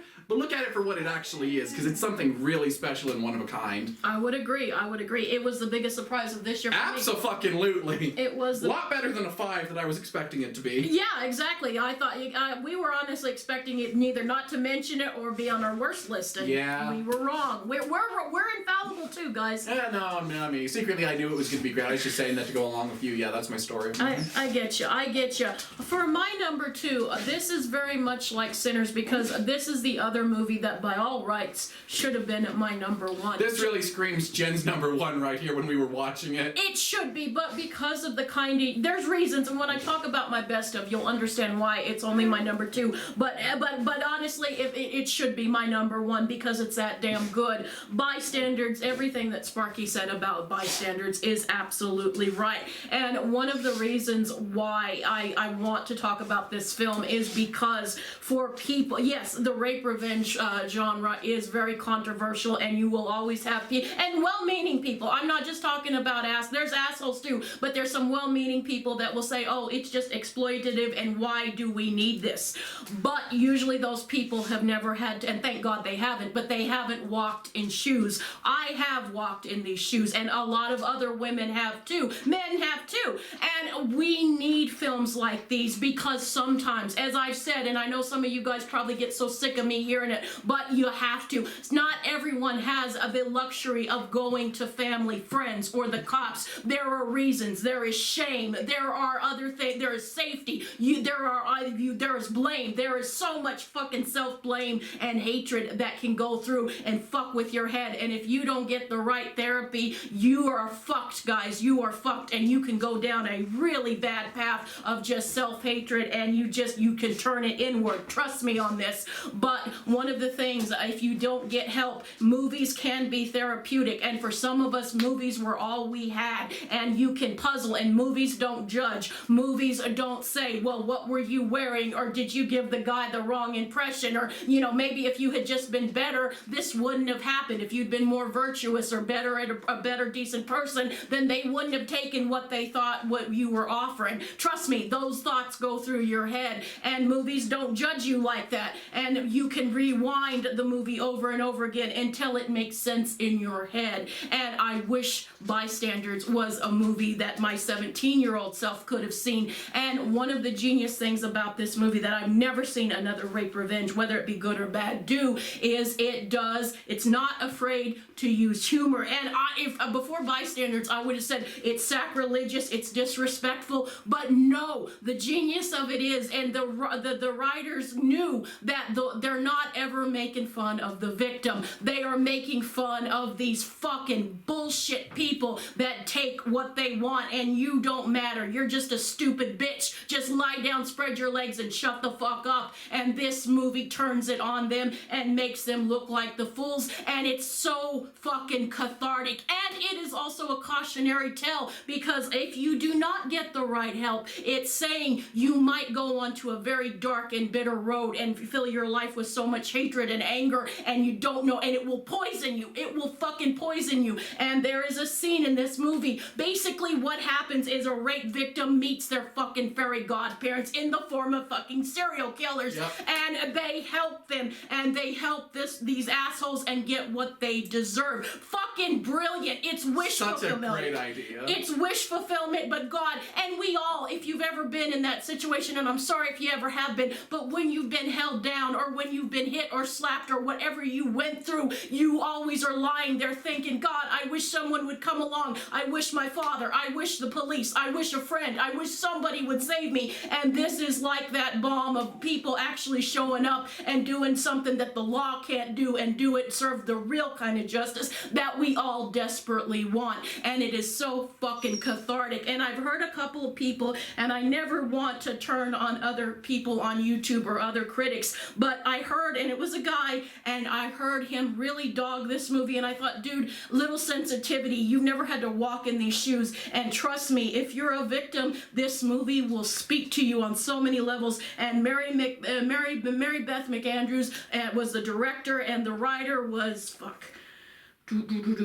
Jamie Alvery. And the writer, Jamie Alvery, I mean, they just wrote such a fucking phenomenal script. And again, like you said, you can tell the heart, and they want to, it feels like a balm. They want to heal and give other people who have walked in their shoes some comfort. And you just, if you're on that wavelength, you feel it, you know it, and it's fucking amazing that they did it on such a low budget, and it wasn't about the money, it was about fucking healing, and that is beautiful. And I hate having sounding like this hippy dippy bullshit, but it's true, and my fucking hat's off to him, and it really should have been my number one, but it just wasn't that kind of year, guys. Any other year would be your number one, but fucking this year was really difficult. It was, but this is a phenomenal film, and God forbid you've ever had to walk in those shoes, but if you have, this is just like a bomb on your tortured psyche. It really is, and you'll sit there and feel like, oh my God, this movie gets me. It really does. It really, and I'm probably overselling it, but no, I'm not. It is. No. You'll understand it if you've seen the film. And even if you haven't been through it, I think you just feel the heart coming through it. Oh yeah, it comes off incredibly earnest. Like, I don't care what you say about this movie. You cannot tell me this doesn't come off incredibly earnest and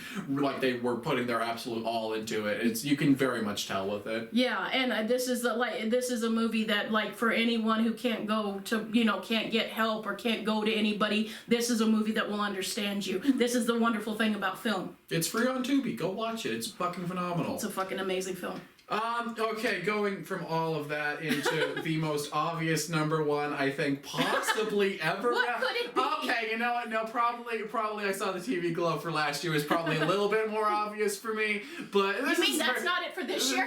Fair enough. Look, Jane Scarborough didn't put anything out this year. Damn shame they didn't, but we'll see. We'll see what their movie for this year ends up being. Anyway, just check my final out for Sinners, because man, Sinners is really good. This is a phenomenal movie. I am that generic show that has this as their number one. Yeah, of course, because it's fucking Sinners.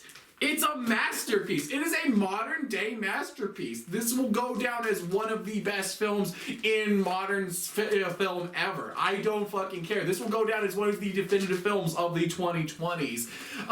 It's a fucking masterpiece on all fronts. Direction, Ryan Coogler goes all out on here, pulls out fucking every single thing he possibly can. Please and it stay. shows absolute masterpiece of a director. Performances. Yeah, Michael B. Jordan delivers a phenomenal dual performance as Smoke and Stack. But he's not even like in the top 5 performances for this movie. Cornbread? Debatably. Yeah, like that's how you know you have a really special movie right here. When the most minute of minute background side characters get regular cosplay at conventions and people want to take pictures with them. Cornbread was a breakout star of this movie and they have maybe like a page of dialogue to them. It's a great fucking time, but all of the performances are great. Every single one, not a single weak performance here whatsoever. Our cast of characters are some of the most memorable and also fleshed out and nuanced characters we have had in a movie. Absolutely. Even the most minute things like, I still am pissed about you fucking putting this in here and not following it up, Ryan Coogler. But like, even our gang of Native American vampire hunters who have one scene and maybe like 5 lines all have so much personality, and you entirely get them as characters in that little bit of screen time they have. And I swear to fucking God, if we do, I don't want a sequel to Sinners, but if we did have to get a sequel to Sinners, I really want a fucking movie about a bunch of Native American vampire hunters. That sounds fucking awesome, and we need it. But yeah, Remick is one of the most thought out and one of the most thought out villains we have had in a movie. Yes. Like, yeah, on the surface, he's a pretty standard vampire villain. You know, we are Legion, get everyone together on my side. Typical stuff we see through a lot of the vampires. But then Ryan Coogler goes, what if he's Irish? Ooh, there's a lot I can do with that. Because, yeah, the history of Irish people in America and their correlation to black people in America, as well as the blues itself, the more research I did into it, it really is a genius idea to do it. The way Remick works in this film is great. Like, yes, he is the driving antagonist of the story, and he is a bad person. But in another movie, he is the protagonist of it. He's just a wounded soul who feels homesick and desperately wants to regain his culture. Even if that means robbing others of their culture and their identity. The exact thing that happened to him. Just such a great, simple idea when you put it like that. But the way it's executed is so masterfully done and has so much pathos brought into it. Like, holy shit, that scene of him doing the Rocky Road to Dublin is there's like multiple points in this movie that could be argued for like the best scene in the entire cinema this year. But like, that sequence brings so much pathos to him, and you get everything that's going on with him as a villain. And it's a scene of him just singing an old Irish folk song, but the way you incorporate all the other characters into it is so great. And there's great comedy with that scene of everyone in the chip joint just looking like, the fuck's going on over there? Are they doing a song and dance number? What the fuck? We've seen some shit. It's great. Like, I love how this movie is unabashedly a low-key musical. It's great. I love that about it. I know there were some chundering dumbasses that were put off by how musically driven this movie is, but music is the cornerstone of this movie. This movie does not exist without its music. The music is its character. The music is its story. The music is its purpose. The African American culture, that's what it was built on. That was how they kept their history. Yes. That's how all cultures. Music is a thing that binds every single person together. Everyone says, oh yeah, there's a few things, death and taxes. Music's another one of those things that binds pretty much every person, no matter what background, what class, what race, what gender, whatever the fucking background they end up coming from. Music is something that divides, that brings all of that. Even skinheads have bands. Yeah, there's a lot of shitty fucking skinhead bands out there. Yeah. But yeah, no, like, music is the driving purpose of this movie. If you didn't like that this movie was a musical, you just didn't understand what this movie was going for. Music is the absolute purpose of the film. And goddamn, like, what a fucking soundtrack. One of the best soundtracks in movie fucking history. Exactly. There is not a weak link here. I Lied to You will go down as probably the single best scene in movies this year. The way that scene flows, the way we incorporate all of the history of music from the past and what music entails for the future, all in this one moment, this unifying thing. It brings cultures together. It brings danger onto you, but it's ultimately worth it because it's the one true life force that we have is music. It's really, it's a religion. Music. There's a reason why so many religions use hymns and stuff in a very sonically rhythmic pattern. Absolutely. Like, I love all of that. Like, I'm sure there were some idiots who were going off about why the fuck is there a Jimi Hendrix wannabe? Why is there G-Funk playing here now? We're in the fucking 40s. Because Jimi Hendrix is God. Because people. it's so fucking cool. Because it's so fucking cool. Again, music is the one uniting thing. And, like, yeah, I know I'm saying all this and you're like, wait, this is a horror movie channel. This is the best horror movie of the year and you're not talking much about the horror. But, like, yeah, it's also a phenomenal horror movie on top of all that. Great like, vampire. yes, it's a great vampire story. And like all great vampire stories, and all great monster stories in general, it's monsters by way of metaphor of like gentrification and cultures being stolen away and trying to claim it for themselves from people who don't deserve it.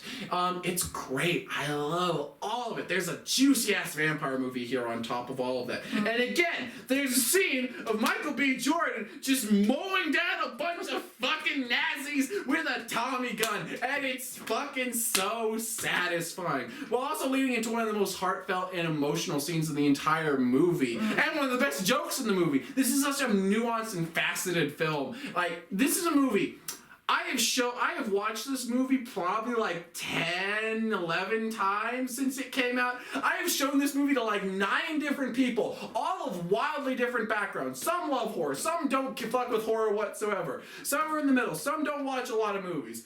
Every single one of them all unanimously agreed to me on different points that this is one of the greatest films ever made. Yeah. And that really speaks to how fucking great Sinners is. It's I universal. cannot get over it. Like, yeah, sure. Some people might go, it's overplayed, or it's gonna go down as overrated. Nah, fuck it. Sometimes there's just an obvious right answer and a genre-defining masterpiece that come out once in a blue moon. Sinners is one of those movies. We're never going to get another film like it, and I look forward and dread all of the shitty copycats that we're going to get over the following years that try to get it, but never quite get right where we need to with it. There will never be another film quite like Sinners. I can't wait to see what the future for this team has. Please, for the love of God, Ryan Coogler, come back to horror. And give me that fucking Native American Monster Hunter movie, you piece of shit. Oh, insult the man. That's a great Oh, yeah, it's a great way. It's a great way. You know, it's fine. You remember, I'm in my heel era. You know, it's fine. I get shit through violence. It's great. I'll punch your baby into a crowd if you don't fucking do it. Well, as I clutched my pearls, I thought it was a masterpiece too, but I did not approve of that head scene. Oh yeah, right.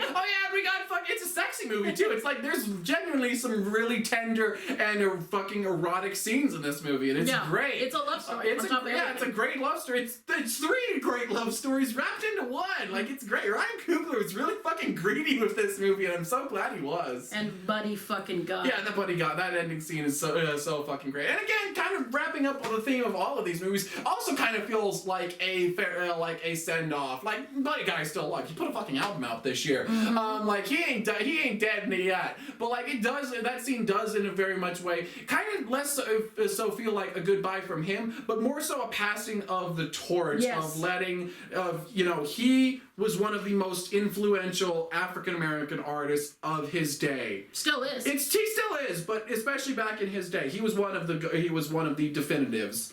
It feels like he's passing the torch down to give that position to Ryan Coogler and Michael B. Jordan and the rest of the cast of like, here, you carry on my legacy once I'm gone. But I still got some tunes in me, so sit back, kids. I ain't dead yet. I ain't dead yet, motherfuckers. But yeah, it very much seems like this. That's kind of the overlapping theme of a lot of movies that I really loved with this year is reflecting on the legacy of the past while still moving forward, and I think that's something we really need right now. Yeah, and it doesn't hurt that they mow down a bunch of men in masks. Again, it's so great. I love this. God, that seems so fucking satisfying. Mow down more men with masks. That's all I'm saying, people. Sounds pretty good. Sounds pretty good. And if that offends you, get the fuck off my channel. Fuck off, you fucking chode. But for my number one, and I agree, Sinners is a masterpiece. I also say Bystanders is. All of these movies we've talked about are pretty much masterpieces. Like, highly recommend all of these fuckers. But also, and this is also personal. As much as I do try to have some monochrome of professionalism, but there's always personal things. And for me this year, 5 hours ago when we were talking about honorable mentions, I said that my number one would have something very in common with the Creep Tapes. And what Final Destination has in common with the Creep Tapes is fucking joy. Joy was in such small amount in my life this year, and much like the Creep Tapes brought me joy, fucking Final Destination. These movies, like the Final Destination, is another really sweet spot with me because I've always been a fan of them, and I even appreciated them more when we did the retrospective, because just like the Halloween movies, we watched them together. Horror is something that Sparky and I were, I know this is going to shock a lot of you, but Sparky and I are very fundamentally different people. Shocker. They're probably all gasping. Yeah, but the one commonality, probably the only commonality where we really can speak and vibe with is horror movies. And so when something like that, it's very special. And I know this sounds really hallmarky, but it's true. I fucking treasure them. And that movie, we went to go see Final Destination Bloodlines at the movie theater, and it was just a fucking blast. Sparky and I were laughing. We were having so much fun. The kills. Also, the fucking scene, because I am deathly afraid of heights, and that fucking scene. Man, our opening's great. Oh my god. I didn't even talk about that. Our opening's fantastic. One of the best openings of the entire franchise, if not number one. One of the best, especially if you're terrified of heights. And I didn't even realize, Sparky told me I was yeah, you were tensing up like a motherfucker. I was holding on to my seat, and I was just like, no fucking way, no fucking way. And you see it cracking, and you're like, oh, fuck me. And it's so fun, and it's so much fun, but there's that dread in the pit of your stomach that only horror can do, and it was just a fucking chef's kiss. And it was a goddamn good movie. We had waited, and with anticipation, but the longer you wait on something, the more potential for it to go fuckery to happen. And this one was a fucking masterpiece and so much fun, and held on to what all the -4 held on to all the great things of We're never gonna let it go. 4 is a piece of shit. You need to accept it. 4 is a piece of shit. But the rest of the movies, they're all so much fun and so good in their own way. And I know everyone has their favorites, but I love them all. -4. I fucking love them all. And this one managed to surpass it. The story, the characters, the kills, but the other reason, and it just brought me so much joy because it was a nice memories I have with Sparky, and it was just a fun movie-going experience, and you don't always get those, and you treasure when you do. And like I said, short supply of joy in this year. But the other reason, and the reason why I've always been a Final Destination fan, is because of Tony Todd. And I know I sound like a little baby bitch, but his death, much like when I heard Jack Ketchum passed, his death, I was like, oh, fuck, no, what? You knew it was coming, you knew he wasn't in particularly good health, but you just didn't want to accept it, and his death fucking hit me hard. Never knew the man except what I heard about him and what I watched him in movies, and I always regret not being able to go to a fucking con and throw my arms around him and hear Mr. Todd yell, security! You know, I always wanted to do that, and I'm sorry I didn't, but I felt like I knew the man, and from everything I've heard, he was a beautiful soul and a fucking phenomenal actor. And that scene when he said, and it was in a point in my life where I needed to hear that, where he's like, you know what, enjoy your fucking life because it goes so fast, and that is a reminder that you have to keep in the forefront of your mind. And it sounds so simplistic to say, but life bogs you down with bullshit after bullshit, people fucking hacking your YouTube channels, kids, life, I mean, it can make you fucking nuts, and you just gotta learn to take a deep breath and go, it doesn't matter, it's all bullshit, just enjoy the good stuff, let it go. Easier said than done, but Tony makes you believe it and go, hey, you know what, he's fucking right, it isn't just Hallmark bullshit, you do only have such an infinite little time in this little time we have in the world, enjoy it while you can, laugh at it, and go on, let it go, let the bad stuff go. And for a person like me, I needed to hear it from someone I super respected, and again, I tear up thinking that he is that light, that beautiful light that was his soul is out of this world, and like it, but we get to still have him. As long as we have his movies, we'll always still have a small piece of him,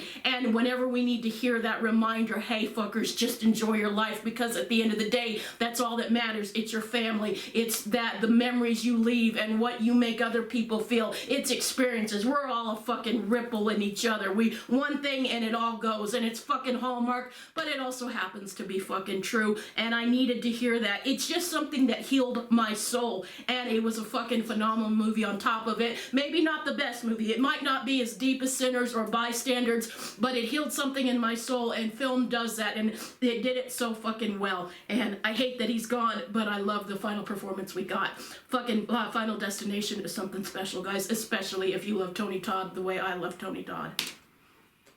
Poggers! That's really good. Sorry. No, you're great. Did I bring everyone down? I was like, I don't know how to follow that up with. But and I'm gonna pull the curtain back, guys. It's really 2026 now. Bitch, 2026 has been going on for like 2 weeks by the time they see this. Yeah, it is. But we want to wish everyone, it's better late than never, a fucking happy New Year. I hope everyone's New Year is better than the last New Year's. I know the world isn't good right now, and motherfuckers in masks, I fucking hate you. You guys get what you deserve. Burn in fucking hell. Hey, it melts real easy. You fucking cowards killing women. Fuck yourselves. I don't care. I don't care. I'm in that mood. But I'm here for it. I'm not trying to alienate. I'm not trying to get political, people. But if you don't see what's wrong with somebody shooting an innocent woman in the face, then please get off my channel, because we can't. No, we just can't. I love that you think people who fucking would support ICE would watch after all the fucking woke bullshit we've been saying for like the last however long this video is. I don't know, but I think there probably is some people that hate watch us. Thanks for the views. Thanks for the views, dumbass.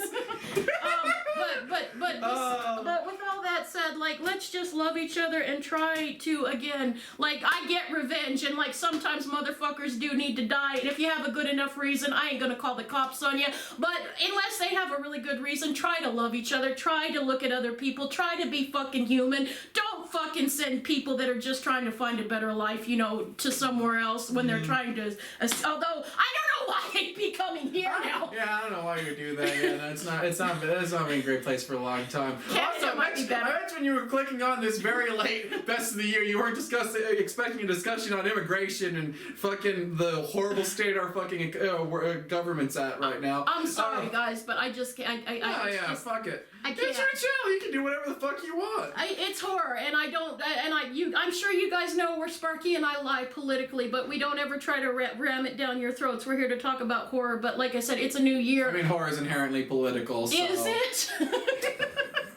I mean, unless you're a dumbass.